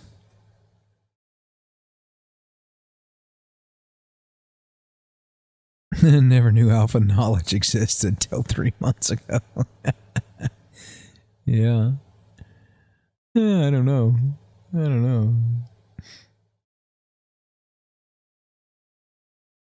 But you can't actually know what this guy does. So essentially, if you sat here every night and the 4-seat shows up to your table every night, you don't actually know that it's him. Which is good and bad, all in how you look at it. It's nice in a way because it's kind of a anonymous thing all the time. So you can kind of change up your style too if you want to. But it's bad in another way because you never really know who you're playing against either. You have to build your information every single session, which I've never had a problem with that. I traveled a lot when I played poker. When I played live poker back before I had kids and was married and everything else, I was traveling around. So it's not like I ever knew any of the people that I was playing against anyway. It was always new faces. So for me, it wasn't an issue. He left. He took us 200 and left. It wouldn't surprise me, all joking aside, if that's not him still. We'll see if he re-ups 100 after he loses. Here in the next couple hands, he could have just went to offload that 100 bigs so that he could cash that and then rebuy, which is, in my opinion, dumb. He likes the idea so he doesn't lose anything back. So that makes him feel better. But in my opinion now, if you got 200 bigs, well, you know, look at where you are in comparison to the 100 bigs that he was trying to do before. Now you can double up on 200 bigs. So he's very narrow-minded in the way that he's thinking about it. It's like a day's trading. You have to watch and see how the players are trading. Yep. Are trending. Yep. Exactly. But yeah, he probably just offloaded that. I bet you it's the same guy. That's one thing about Bovada too that isn't great. It's only in America, and there's not a ton of players. So sometimes it's hard to catch.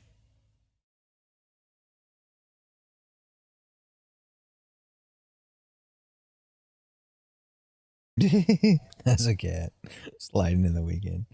That's funny. But a lot of times they'll do stuff like that, and then they'll just come back in the room. You actually see them leave and then come back in, and you'll see the same player come back in, figure out it's the same room, and then leave again. So it wouldn't surprise me that he didn't go and offload that 100 bigs. Basically, we could leave now and come back, and we'll come back in with only 100 because you can only have 100 now. You offloaded that into your bankroll. I'm not a big fan of that. It makes them feel better because now they can't risk it all. Like, if I was to go against him with his 200 and I go all in, you know, he has to either call me or fold, and he has to risk all of his, all of his chips that he just made, to where if he only has 100, he only has 100 to risk. So, all in how you look at it, right?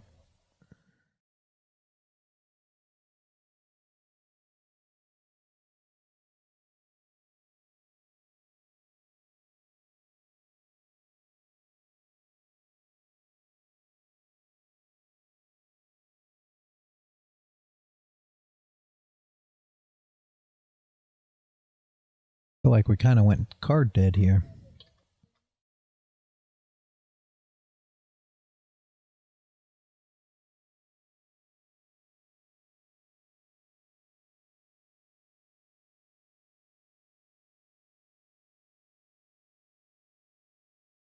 Still ain't great.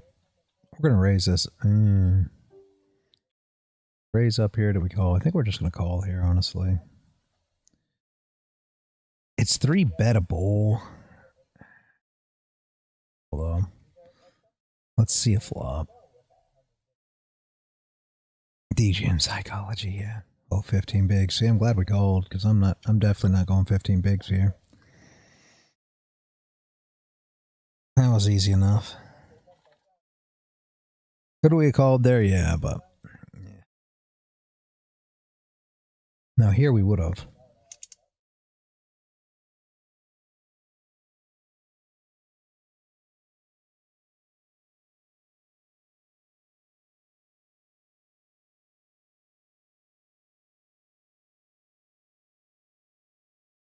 Don't like that king.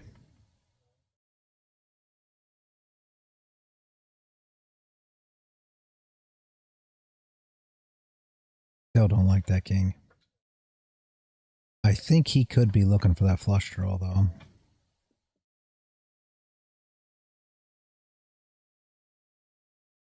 He didn't get it. There is a straight on the board. Catch the straight. 10.8. Half pot.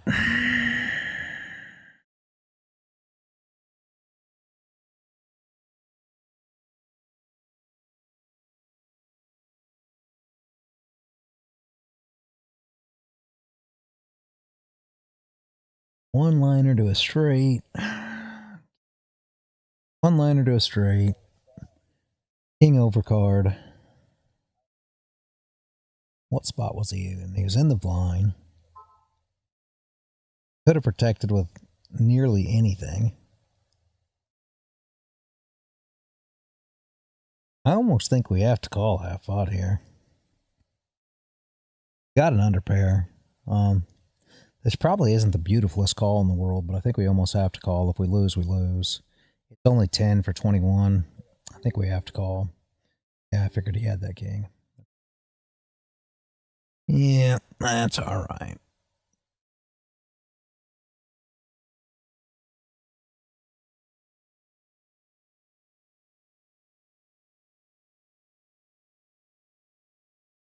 I think we almost had to call there, honestly. The odds were too well. I mean, we could have folded. We had a lot of things that beat us there, sadly. But at the same time, folding for half pot, I don't think that was the right move. I think we almost had to call and made him show it there.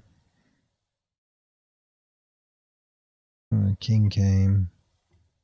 Bet third pot. Fold. Yeah, I think we almost had to call there, honestly. That was just one of them spots. I don't think we could have. I think we would have been way too. Did somebody just spam? Got him. All right, go ahead, get him. I think we had to call there though, honestly.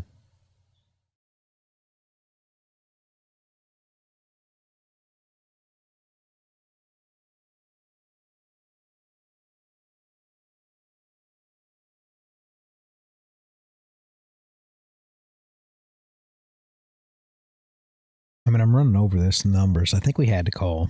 I really do. I don't think that. I think you're giving up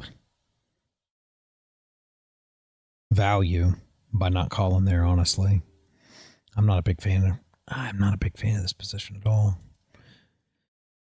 Oh, three bet or fold. You know, you're not three betting. You're raising or folding. Min raise. Let's min raise. I think you had to call there though. Honestly, I don't think there's any way of getting rid of that.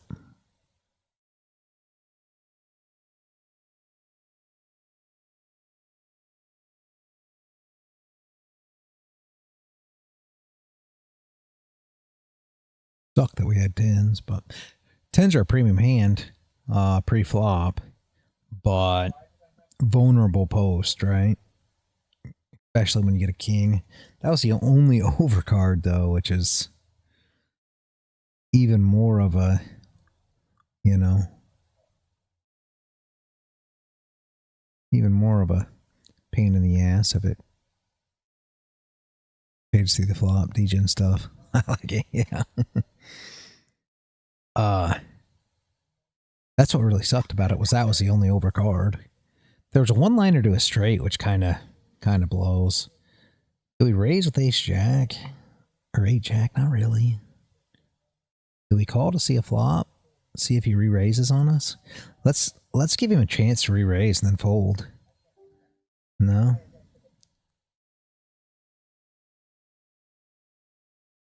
I want to see how he deals with this because he's a funny player. Two's funny. I'm trying to get a read on him. I have been since that first hand that he came in and raised so high. We're going to let him have it here. We'll do the same thing when we have a 10, right? Flop comes, we get a 10, we'll check it to him. Let him aggress. Let him be the aggressor.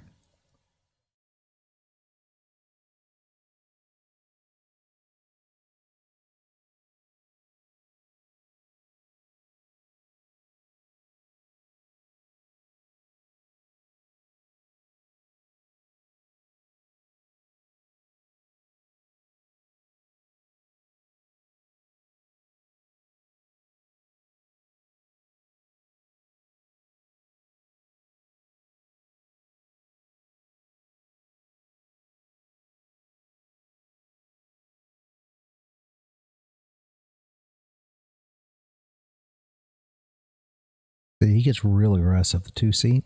If you pay attention to him, he gets really aggressive when he has it. He's definitely got something he likes there. I've seen him do that a few times. Can you kick him out of a hand? I'm not sure yet. I don't know if you can bully him around a bit or what.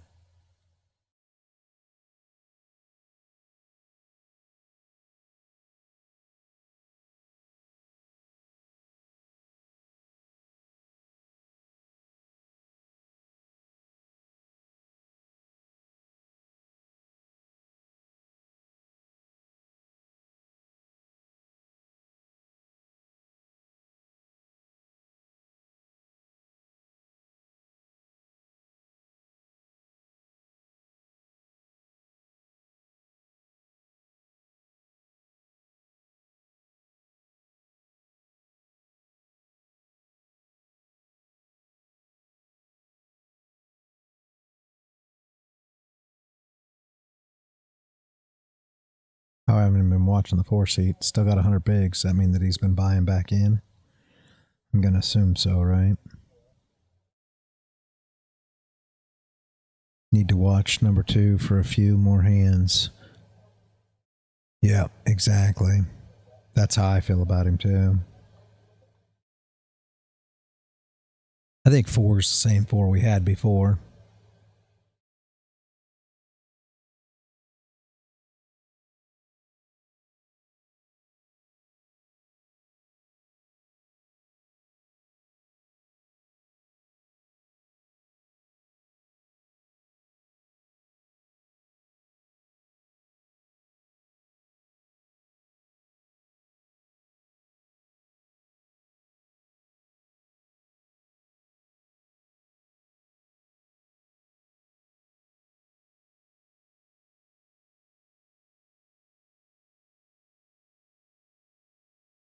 Man, we can't catch a hand. 5's going to raise. He does every freaking time.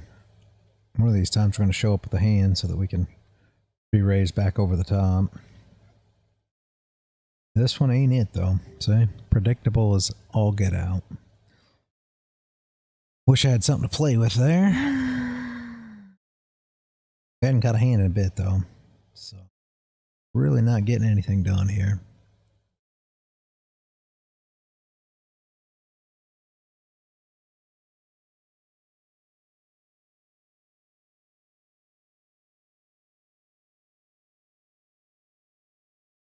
Raises a lot, it looks like. See, he knows 2's soft, too. 2's not going to protect his blind either. Probably a little more nitty. But when he's got it, he's going to be super aggressive.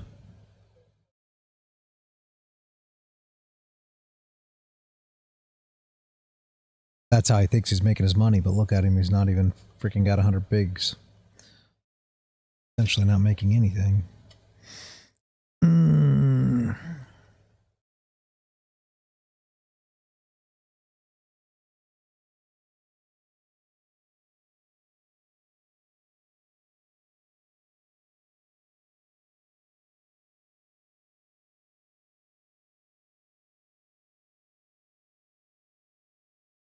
Raised to 3 of the 4-seat. And then checked. 1.8. Calls, so that's about third pot. King came. He's going to show up with a lot of king queens, king tens. Ace jack wouldn't be out of the question. 5 will stab at it. Yep.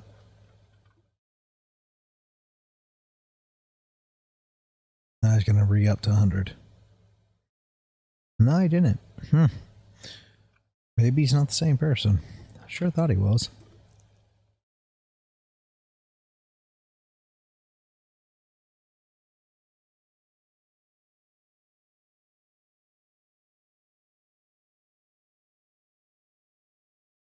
Yep, there he just re-up to 100. Okay, he is.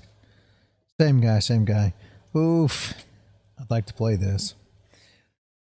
I'm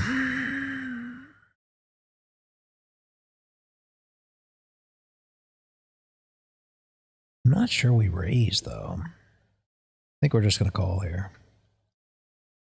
Super nitty. Yeah. Yeah. I'm not playing now.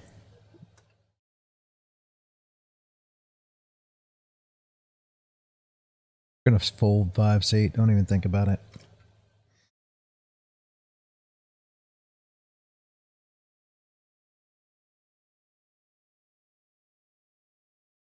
Gosh, another playable hand. We're going to let it go, though. I hate that spot.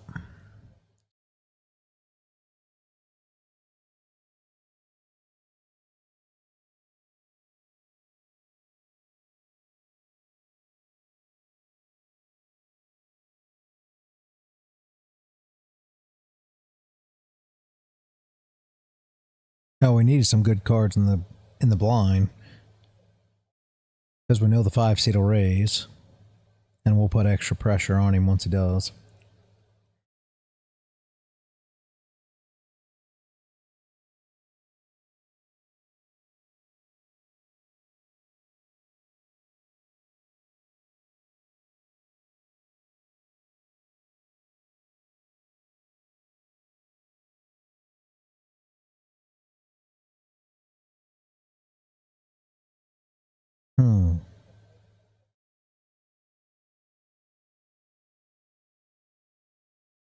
through 6-8.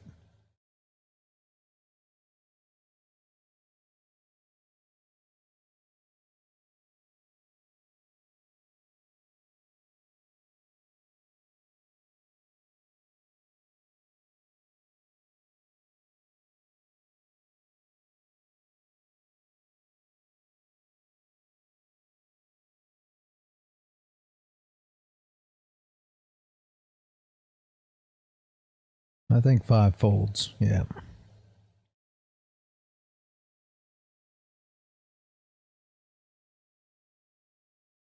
Interesting array there, though.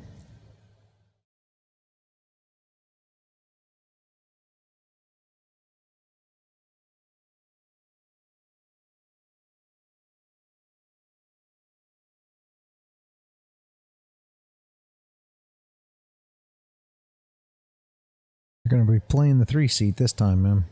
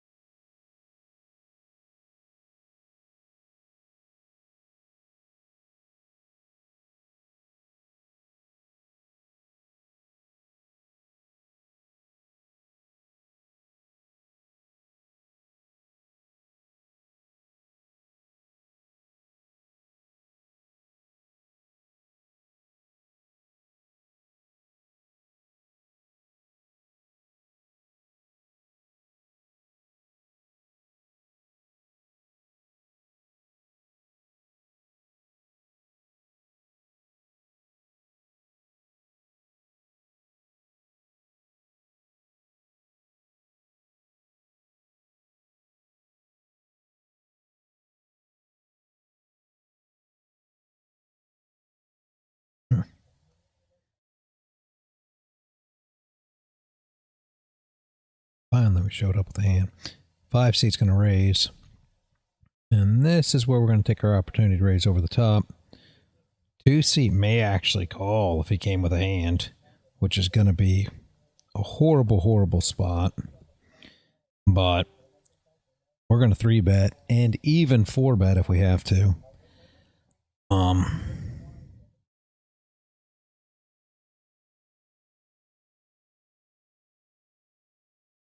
Yeah, 2-bet. 2-seat ain't playing.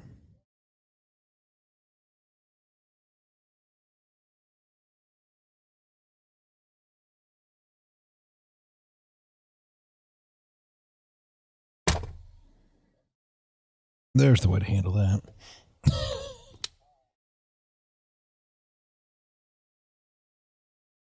I'm actually a little surprised he didn't call. Not going to lie.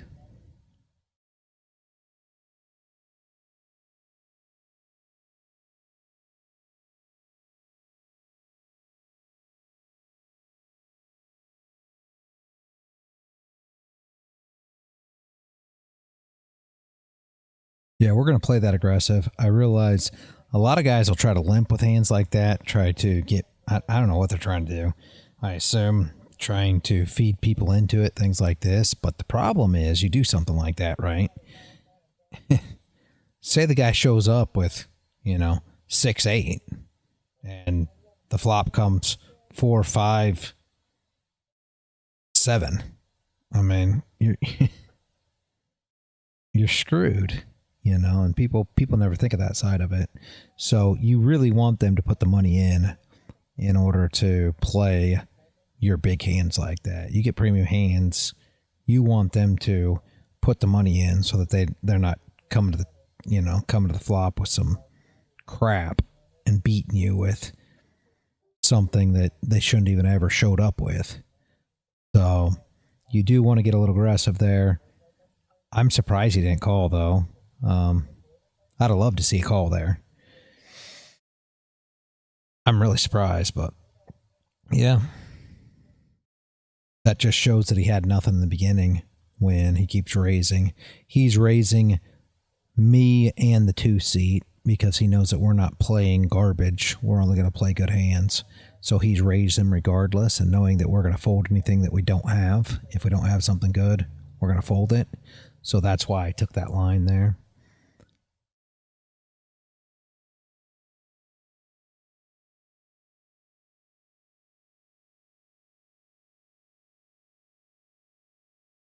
And now if you were, in the money, if you were stacked big and you realize this about the 5-seat, you can start even manipulating that. So he starts raising, and every third hand or so, you start betting 9.8 bigs just for him to fold. You don't even have to have anything, right? And that's the whole psychology side. Now you're betting that, and you don't want to do it every time.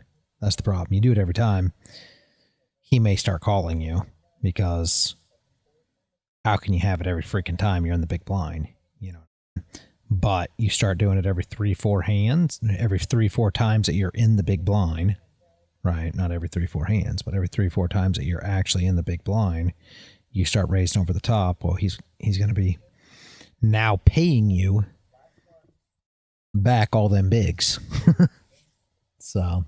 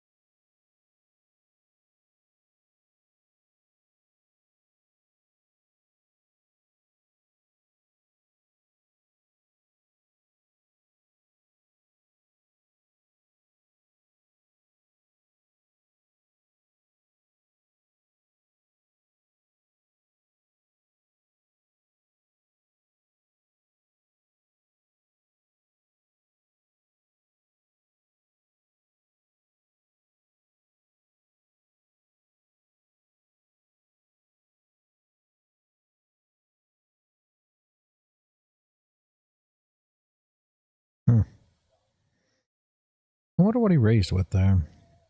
It's interesting. No queen jack.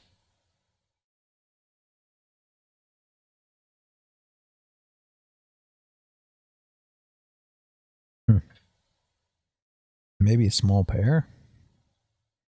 Very interesting what he raised with there. Came up over the top. Couldn't even beat a 10. Those pair of aces. Yeah, still odd.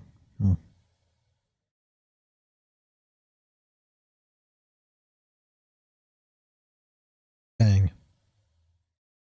Oh, I don't play 8 queen though.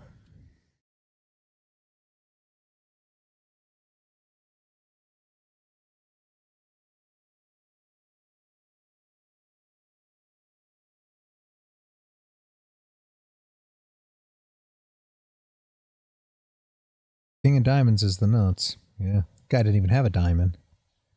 You gotta be kidding me. 5-seat must have got tilted. He must have got tilted.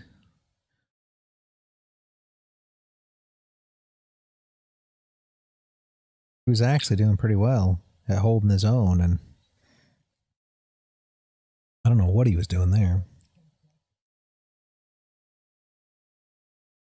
He must have thought guy was bluffing. He does so much bluffing. I see guys do that too. They fall apart because they bluff so much that they just assume everybody else is as well. And that's just not a great assumption.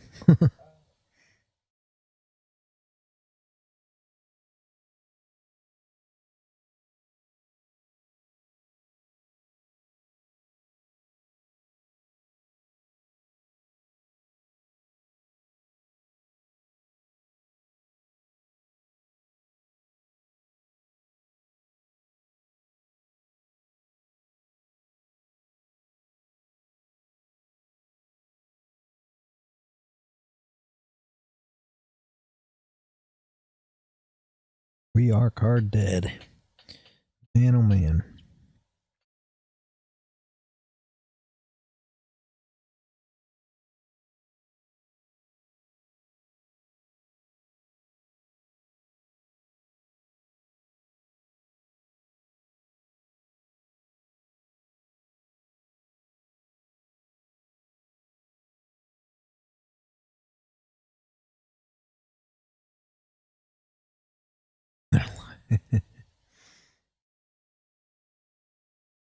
Yeah.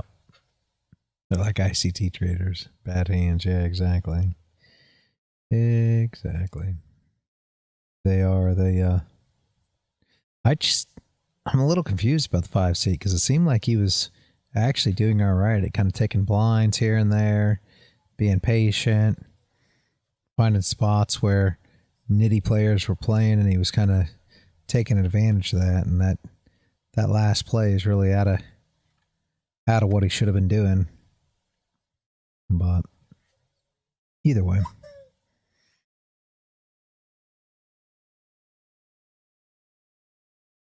he's going to raise up here too. Yeah, I just don't think there's a lot I can do, sadly. Oh no, he didn't. Oh wow, because we raised him last time? That's impressive.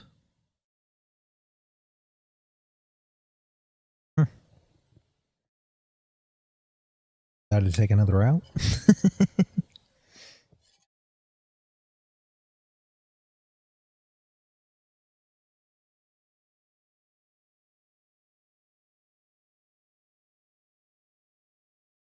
Ooh, 2 seat may be in trouble this time.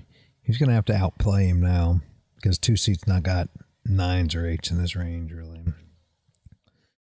So, he's got to come over the top here. I'm not sure if he's aggressive enough to do it, but he needs to raise him here. Yeah, just like that, and make him fold. Very good 2 seat. 2 seat didn't have it. Just so we're clear. So.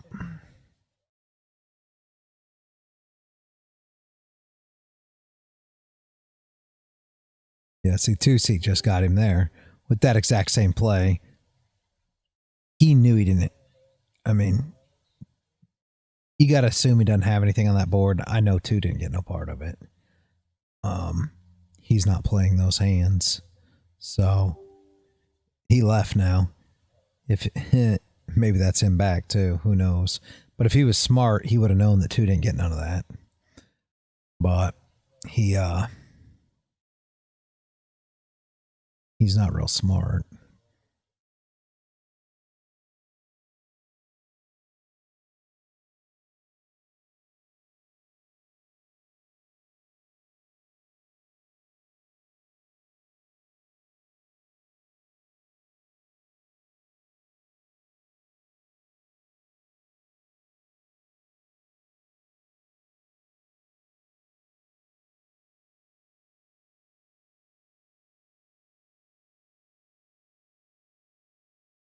Hmm. I don't know if that's the same 5 or not. That's awful freaking aggressive. Jeez.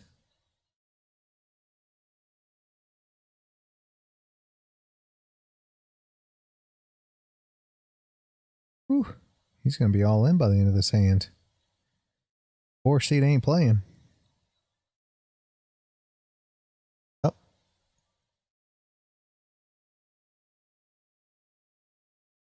Yeah, 5 seat re-ups, 100 bigs. You see that? So, another one of those players.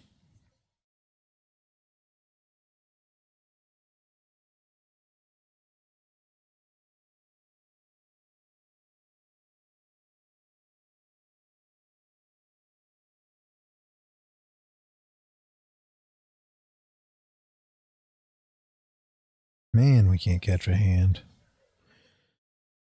Oh.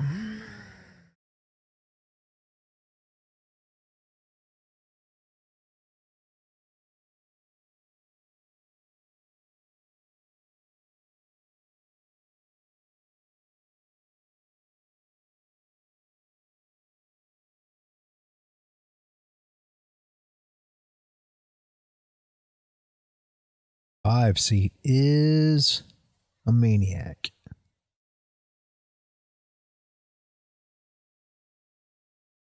Hmm.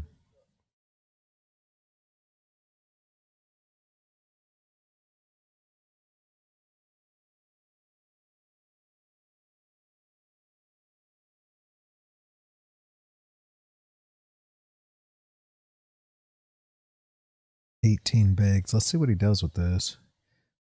5, third, 28,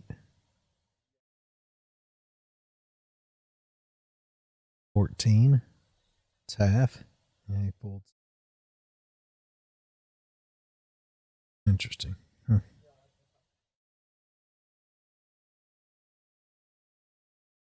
Mediocre hands. Is 5C going to play? What do we do here? You almost want to play. I'm not going. Super mediocre.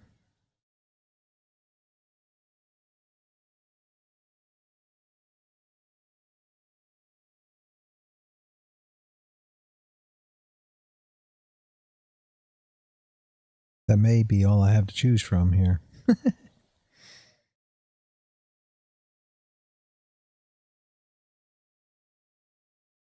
Like to get something a little stronger.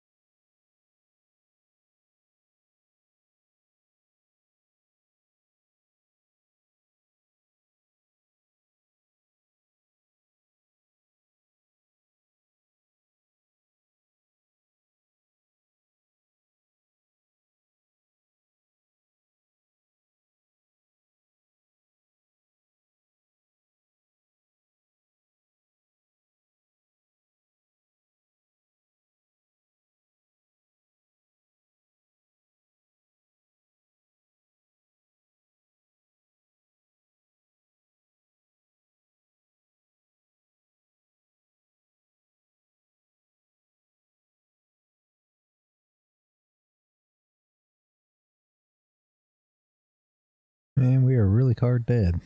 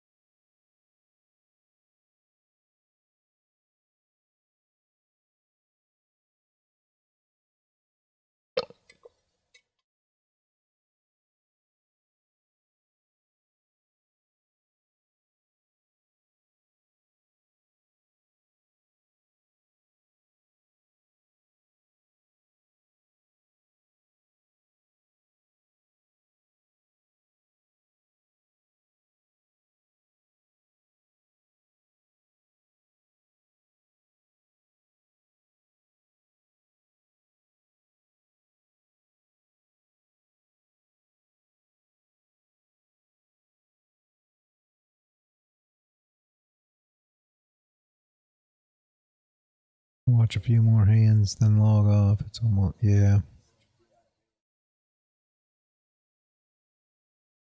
Health and knowledge all week. Yep, absolutely. I agree.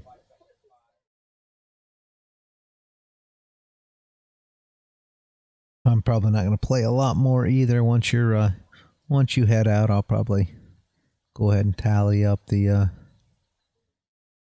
totals and get out of here myself. Kind of card dead. Not a lot going on. We got up a bit, came down a bit, and now we're just kind of stagnant. Love to catch a couple more good hands and win a couple pots before we roll out, but not sure it's going to happen. You can only play the cards you're dealt, I guess, at the end of the day.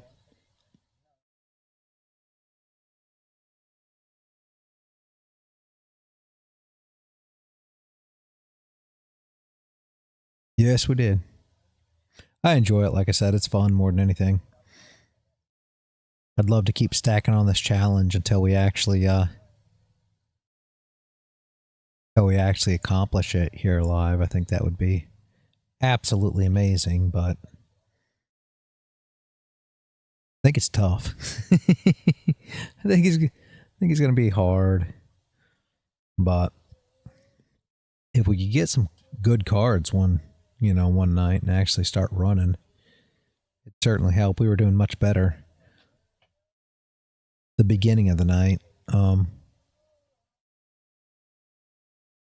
Share a video with you tomorrow. Streamers losing millions. Yeah.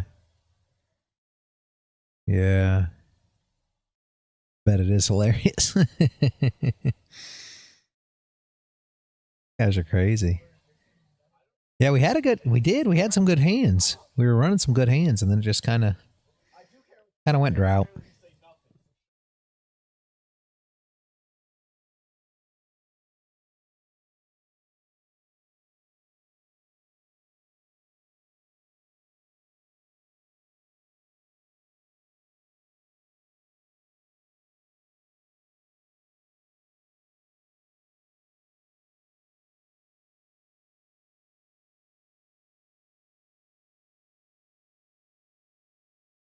Got a lot of these suited single gappers too tonight. A lot of people play these. I'm not a fan. Really not.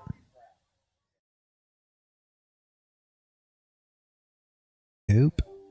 Just can't catch a hand.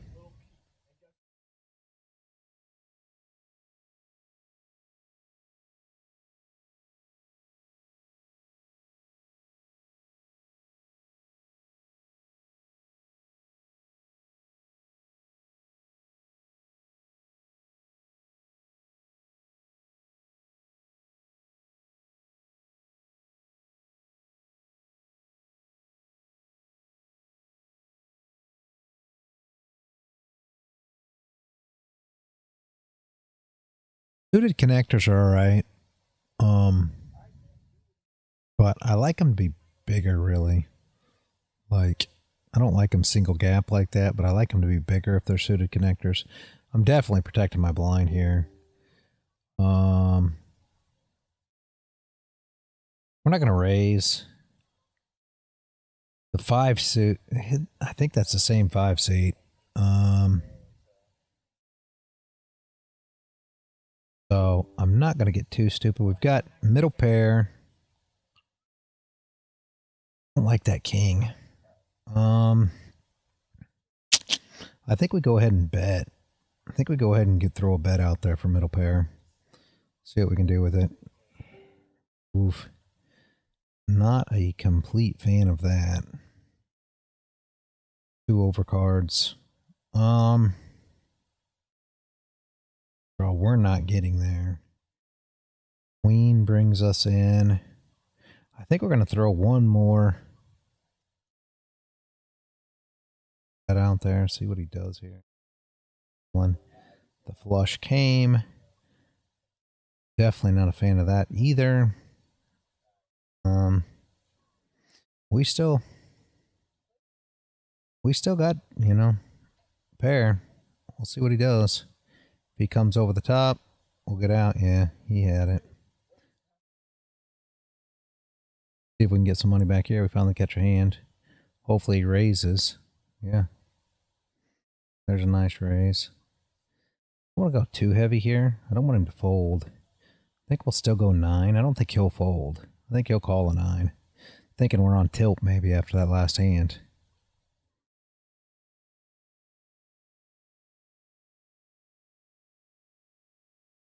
Ah, I thought he would call.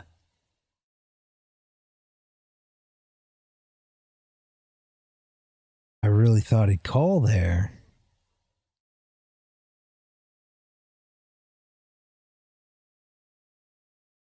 Man.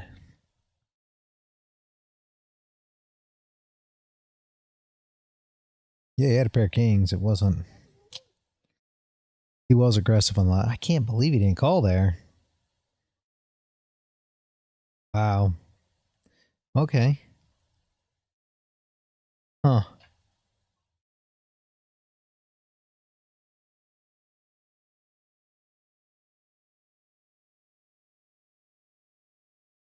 Bit more pro. I don't know what he... That's very odd. I'm super confused.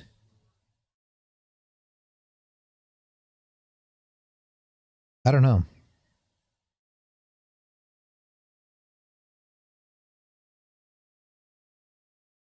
I don't know.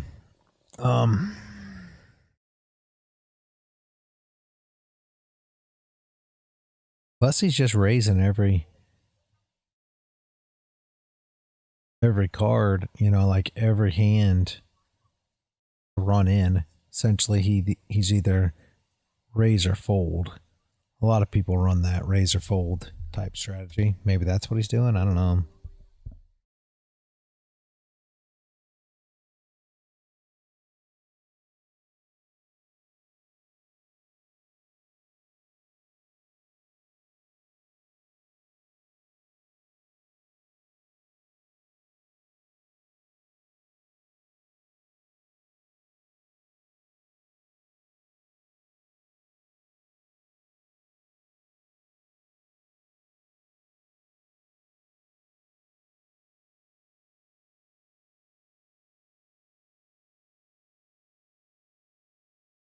Yeah, I'm not sure what my take is on him. That was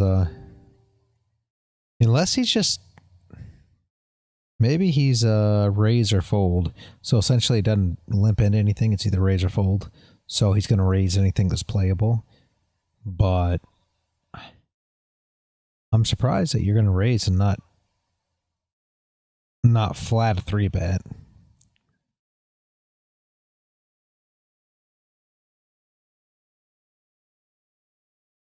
Can't believe he didn't call that. I didn't want to bet too much. That was the whole thing, but I thought he was aggressive enough that he would have called there. I really would have liked to get him to call with pocket aces. I mean, that's one of them spots where you kind of want him to call.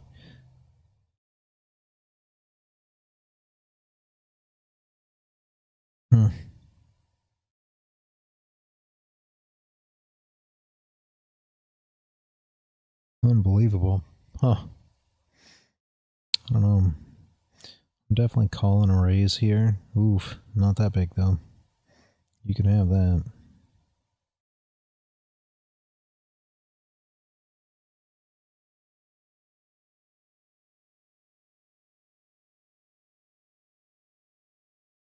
Yeah, I expected a call, too. I really don't understand. Super confused with how aggressive he gets. And he's betting 4 here. I've seen him throw 9 bigs around like it was nothing. Really confused. Why he wouldn't call 6 more, you know? He raised a 3, I raised a 9. And he folds. I didn't expect that at all.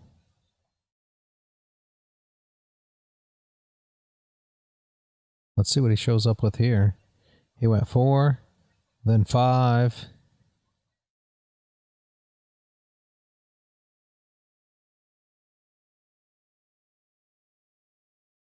and check.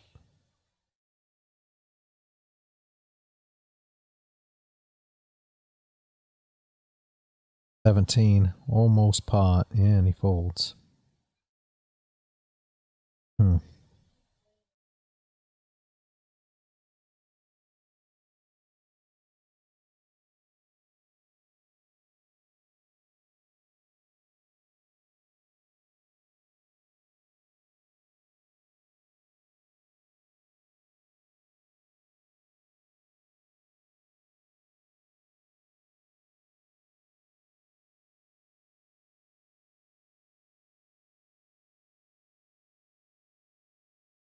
Maybe he's seeing your trading pattern.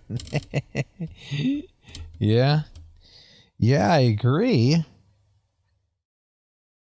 But if he had a good enough hand to raise, I'm surprised he wouldn't call 6 more bigs.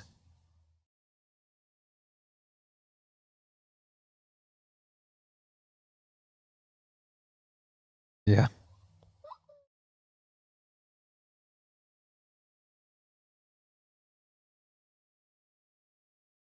I'm really surprised it ain't. Yeah, the 4 top, yeah. Yeah. 4 seat. I'm really surprised it didn't call there. Anyway, we showed up with a hand. Couldn't get paid on it. That's one of them unfortunate things too. That's just because you got a good hand doesn't mean that's part of poker. Trading's a little better in that aspect, right? If you have a great setup and a great entry, you always can play it and you always get paid. Great setup and entry in poker doesn't mean that anybody plays. You may go uncalled and make nothing off of it. That's the disadvantage of poker, sadly, when you're talking about in comparison, when we compare them both. But one of those things.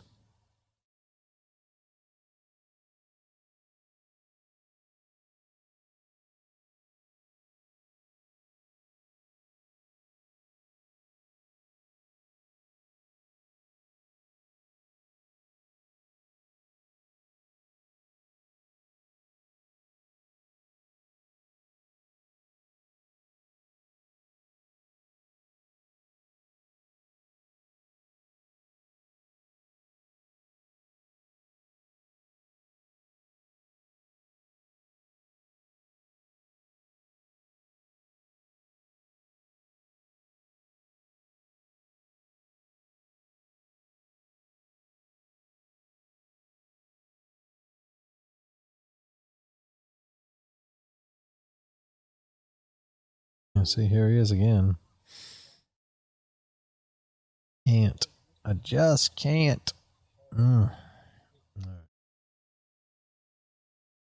had a hand play him. Open-ended straight draw. Look a lot better if that 3 was a die. Back end flush draw.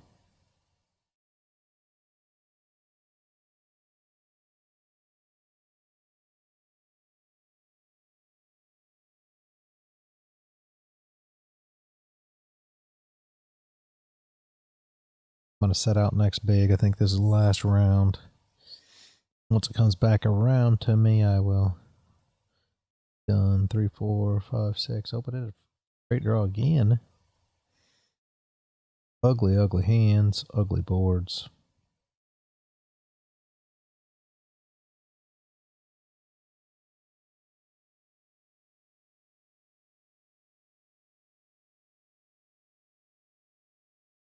Problem with poker is you are playing.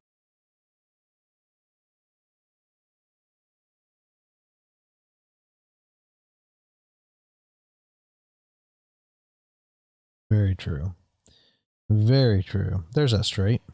Straight game this time.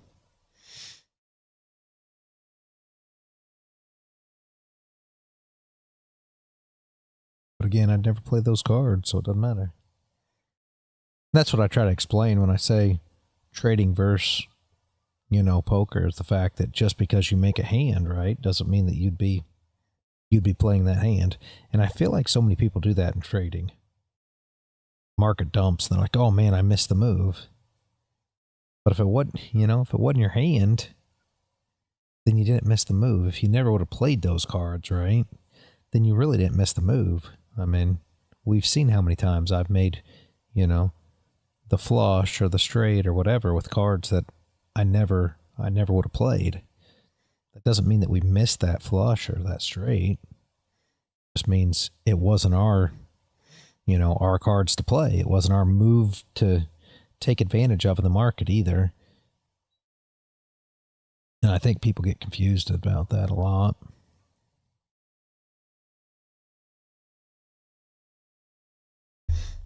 Not always is there a setup or an entry just because the market moves. I mean,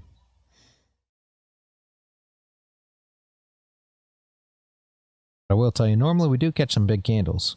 A big candle today was the same thing. I mean, normally if there's a big candle coming, we seem to catch that one. And that's the most important, in my opinion, anyway.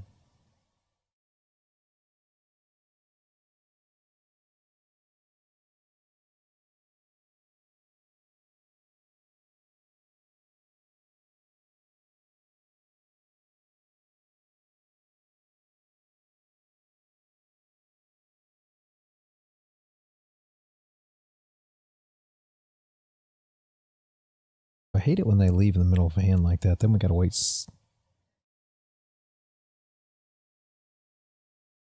Coulda, woulda, shoulda. My discipline? I don't know. I think really you just, yeah, that's what Landon tells me. I've talked to him a lot. I've known Landon for quite a while before we even started the server. Of course, I knew you before then too, but Landon, we did a lot of stuff that were, do I call here? This is the last hand. Might as well. We talked a lot, so he knows a lot about, my past and growing up. Yeah, should have never even been involved. Okay, guy, you got it. It's all you. Gee. And he thinks that my life has a lot to do with how, why I am as disciplined as I am. I don't know if there's any truth to it or not, but we talk on the Discord all the time about your discipline and how much we admire your ability. Yeah. I mean, unfortunately, I had a tough upbringing, right? Like, not exactly the best life. Everybody always thinks that because I'm here and I do this and everything else, and that it's always just been this, that, or the other. And I talk about the businesses and different stuff that I've done, but I started out with essentially nothing. When people say started from the bottom, I legit did. I'm going to swap this screen real quick. So when it goes out of here, it doesn't give any of my, I don't know if it'll give any information or anything. Yeah. I mean, I think I did in the very beginning. FOMO for sure. You'd see a move happening and you'd try to trade it because the move was happening. It only took a few times though, right? Like, you lose a few times. There's just, I don't know. I don't like getting beat up. I think that's part of it. Big fan. Sometimes this probably goes against me a bit too. I'm not a big fan of taking chances and losing. You get beat up a few times and you lose a few times. I'm not a big fan of taking chances again. I'm not a big fan of risking. I mean, you see the way I play cards. It's kind of the same thing. When man poor said things like I need the sun and the moon and the skies and everything to align, it's because I'm not a big fan of losing. I like to take a more passive approach than I think a lot of guys do. Like, I gamble, and everybody says, oh my, reality's a gambler, and this, that, the other, and, you see me do the full port stuff. But the full port Fridays is just fun for everybody else, really. I would have never did any of that stuff. A few times I understand what you're saying, but apparently I need to be kicked. Yeah, maybe. Yeah, I mean, that's the thing. I took a few losses and I didn't like it anymore. I don't like the way it makes me feel. Plus, I got thrown into, and I think it was probably good from the trading standpoint, right? I got thrown into live streaming very early on, right? I'm not telling you should live stream, but I'm telling you, I think that was a big proponent in making me trade better. And everybody likes to say, they like to come up with words like accountability and things like this. And it is that, but it's also when you lose live, I still remember the first time I took my first loss on the live stream. It's rough. And I've gotten better at it now, but you think it's bad just to lose sitting there, you're trading and then you lose a trade. You ought to see what it feels like when you've got 10, 15 people following your trade and you take a loss. That is rough. The only person I know as disciplined as you is my sister, and she's a force of nature. I'm disciplined. I was raised by a single mother that was a bit to handle. I'll put it that way.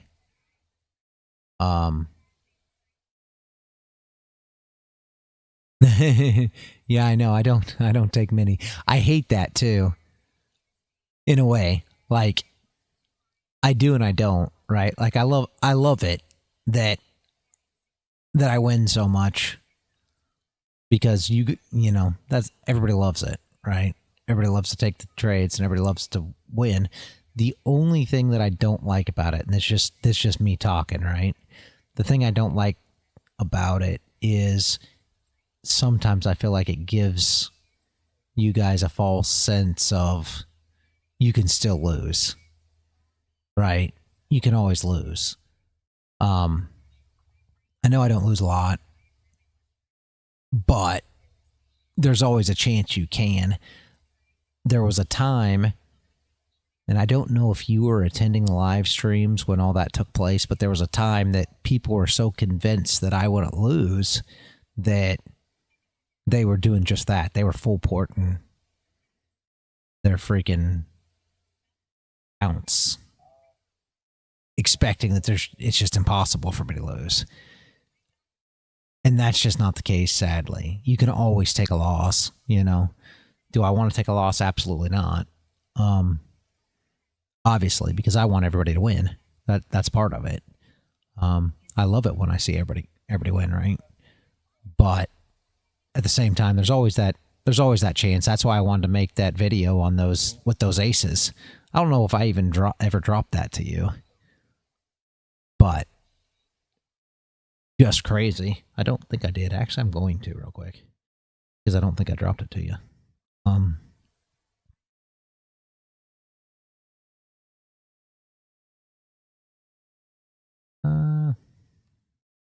Just your first one, I guess, maybe. Videos. So where's that? Yeah.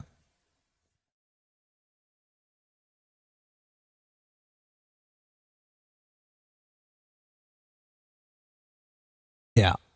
Yeah, it's very true. You're right. Yep. Yep. You're right.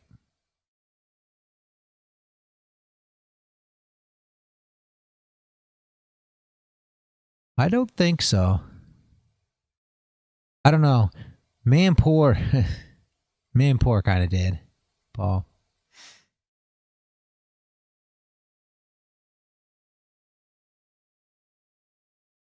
we when we were doing that, and I felt really bad. When we were doing that, and I'm not sure you were there then, like active in the live streams. I mean, I know you were there, but I don't know if you were active in the live streams. And we were trading in queue. Yeah, we were trading in queue in the afternoons, and I was entering positions and exiting positions on the live stream on NQ. At the time, I was using Quant Tower, and what I was doing was I was on the, it was a lower time frame. Can't tell you exactly what. Maybe the 5, and I was pulling value areas. I was pulling a profile, right? Volume profile, and I was trading the volume profile at the time on NQ. You know, it was working really well. It was similar to the reality hack. Honestly, it was something similar to that, and it was before we actually came up with it, but it was something similar to it. Not exactly, but kind of trading over extension and back in on the 5, and he couldn't get in the positions as quickly as I was getting in the positions, and he started telling me, well, you need to tell me when you're about to get in them. Well, I was looking for the move, so I'm just entering them, you know, and in the beginning I didn't even have the mic open because it was afternoon. I didn't want to sit here and open the mic during the afternoon, and finally I started to open the mic, and he was taking losses. He was getting in positions, not getting out quick enough and taking losses.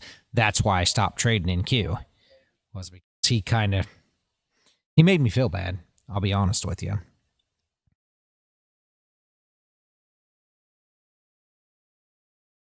It was kind of a mess, but you know, 8.8.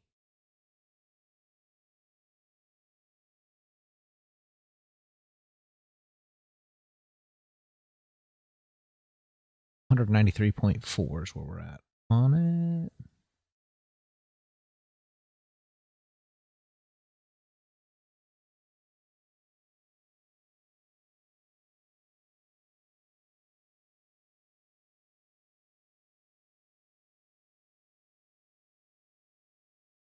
Yeah, sometimes everyone is now loving the NQ. So much interest. Yep. Yep, they are. He kind of made me feel bad. More times than one, sadly. I like Manpour, don't get me wrong. I hadn't talked to him in months, but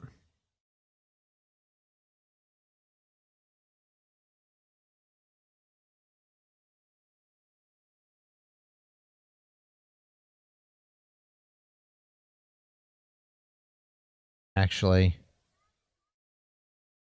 I guess again we're live. It doesn't really matter though, Paul. But didn't know that story again. Entries is up to the man pressing the button. Yep, exactly. But he actually, when I first passed, I do, man. I wish I didn't, but when I first passed my first eval, I was so happy when I first passed my eval, and I mean, me and him were super close. You know, we were talking back and forth. I mean, you already know that. We were talking back and forth and everything else, and I didn't even tell him. And I didn't tell, I mean, I was just sitting here, and then I was in the server, and somebody asked me about, you know, the number of funded counts that I had or something of that nature.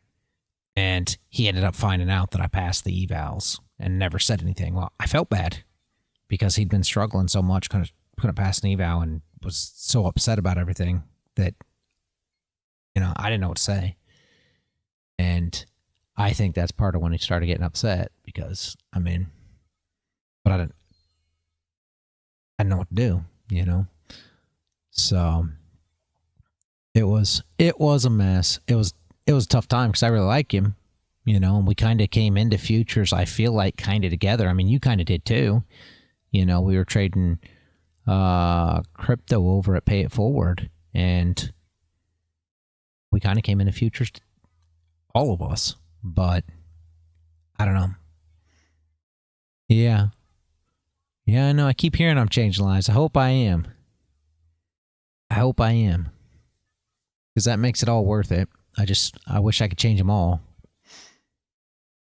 Yeah. Yeah, I know. You're going to get it, though. I love seeing these guys pass, and I'm going to love seeing you pass just the same. Can't wait.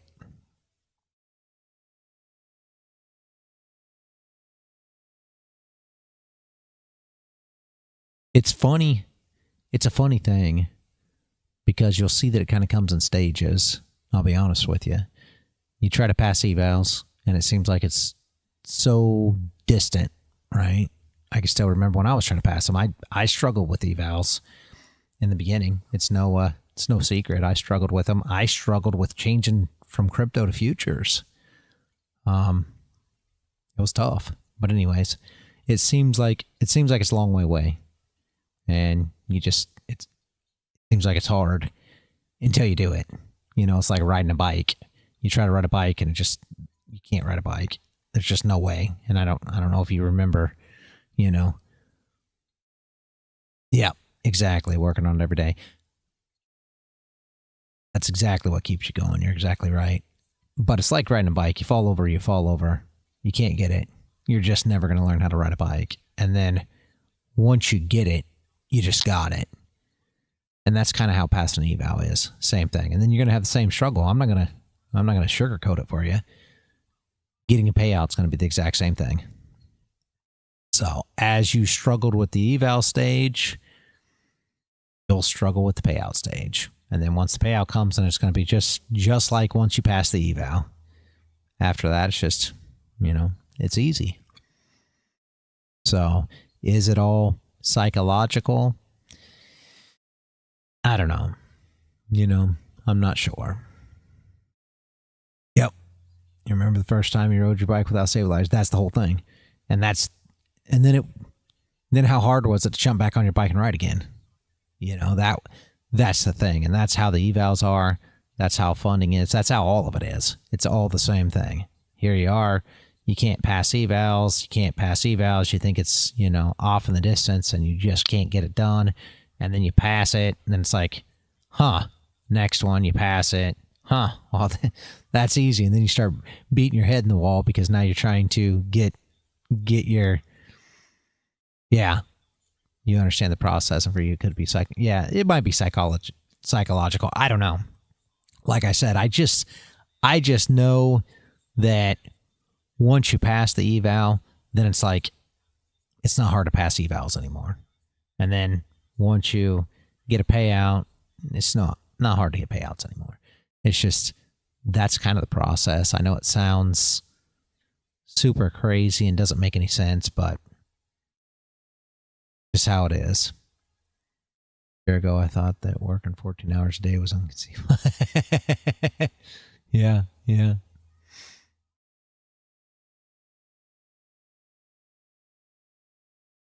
Discipline's tough, I think, for a lot of people. And I can't really explain it. Like, I can't explain how to make it easier. I really can't. And man, poor, he would get upset at me because I'd tell him, I say, you gotta wait. You got to figure out, good entries. You have to wait for a setup. And he says, well, I've got bills to pay. I don't got time to wait. And what, I can't help that, and that's why I try to compare it to poker. As we sat here and played poker tonight, and you know as well as anybody else, and I mean, we just talked about it. What was it, 9-3? You can't play 9-3. No matter how bad you need to win the pot, you're just not going to be consistently successful playing 9-3. It's not going to happen. No matter how bad you need the money, no matter how bad you need to win this hand, no matter how bad you need to profit tonight, 9-3 just isn't going to get you there. And that's why I try to explain it in poker terms, because I feel like it's easier to wrap your head around if you understand poker. well, most of these guys don't even understand poker, so it doesn't really matter. But if you realize that when you get into a position that you're just jumping in because you have to make some money right now, or you have to jump in a position right now, or you have to, fill in the blank, that's just like playing 9-3. You know what I mean? And if you continue to play 9-3, you're more than likely going to continue to lose. That's the point I try to get across when I say things like that. Does that mean that pocket aces always wins? No, it doesn't mean that pocket aces always wins, but it means that you have an edge when you play pocket aces. You have a statistical edge that you should, the probability is higher for you to win. And that's the whole point. If you consistently play pocket aces, you're going to consistently win. You know what I mean? Can you lose with pocket aces? Yes. But if you play pocket aces and you say, okay, well, I played pocket aces 100 times, you'll see that you're going to win many more times than you lose. If you say, I played 9-3 100 times, well, what are you going to come up with at the end of the day? And I mean, you already know the numbers. You're going to lose many more times with 9-3 than you win. And that's why I try to tell people, poker, because that's what it is. And discipline's just that. You fold 9-3. That's it. And I mean, to me, it seems super easy. And I can't explain it to people. You're right. There's no way to explain it, but you have to see it. And I think sometimes, that need to make that money as killer. Let the money come to you. Like Z says, it's about the laws of attraction. Yeah. And it does. You have to get into positions and areas that are favoring you, right? You're waiting for the position to be a position that favors you, whatever that be. For me, it's all the orders have built up and I'm looking for the stops to be ran. Now, for anybody else, it could be something else. But the fact still remains that you have to let that play out in order for you to have a setup and an entry. Because if you just take whatever, it's like playing 9-3 or just keeping your cards face down. You don't even look at your cards. You say, well, this is just where I'm going to enter. So you just throw money in a pot and hope that at the end you come out victorious. Well, it's not going to work very often. I mean, you got to think, just like poker, you realize that, and I mean, most people don't realize this, people only hit the board 30% of the time. That's why it's more psychology post-flop than it is actually the cards in your hand. Because 30% of the time is all that people actually catch a board. Well, most of the time they actually don't have anything, nor do you. So, if that makes sense. But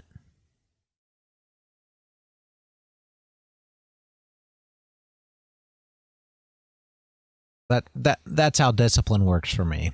Just like I sit here at this poker table, I'll sit there for hours and fold 9-3 all night long and never play it and never get frustrated and never, be mad that I didn't get a hand and then just start playing 9-3.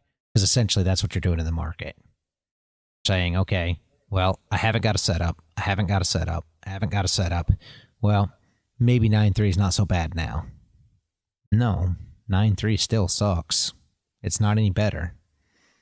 You may not get a play hand.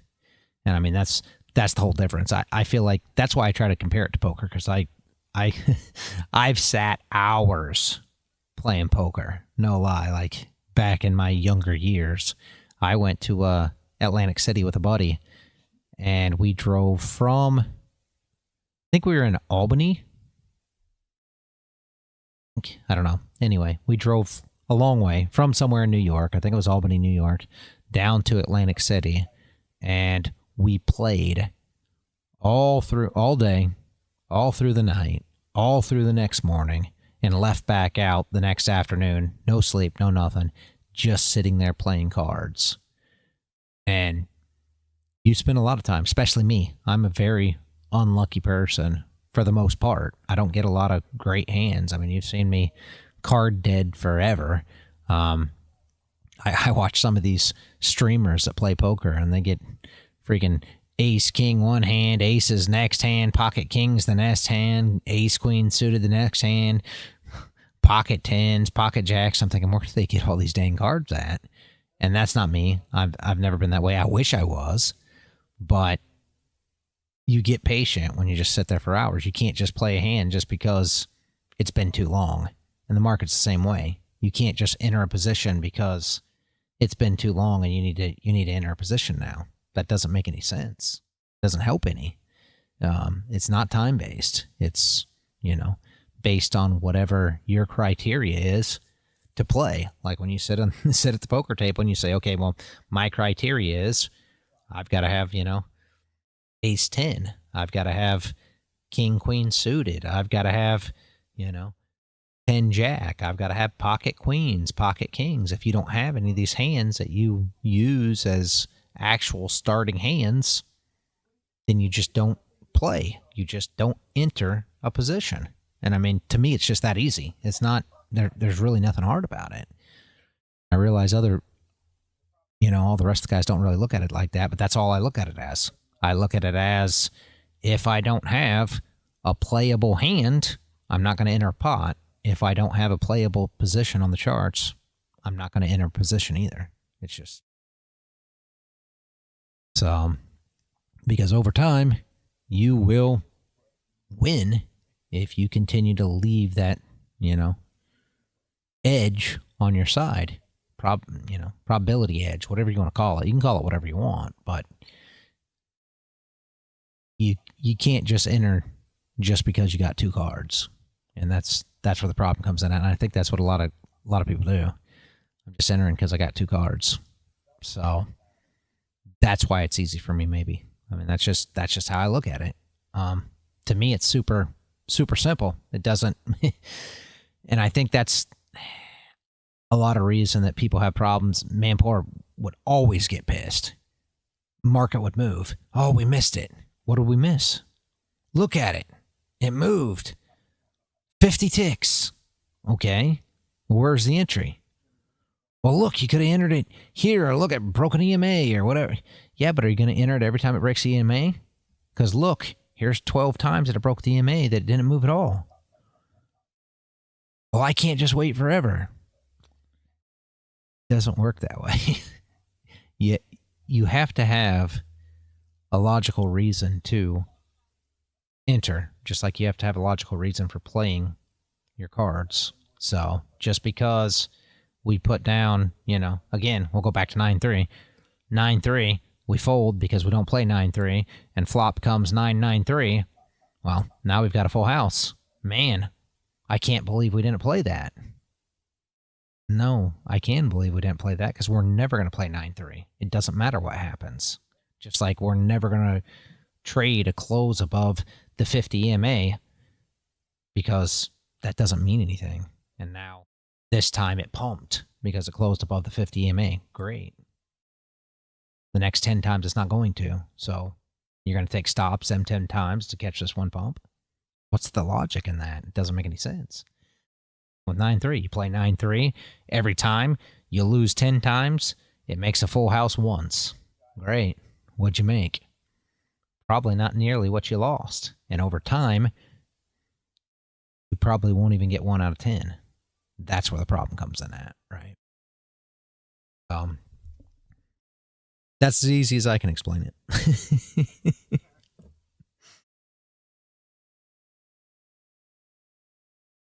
Yeah. It sounds like our stream's actually finished streaming. Yeah, for sure, for sure.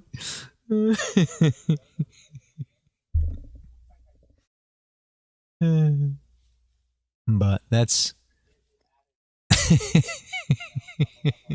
I always wonder what goes on in there.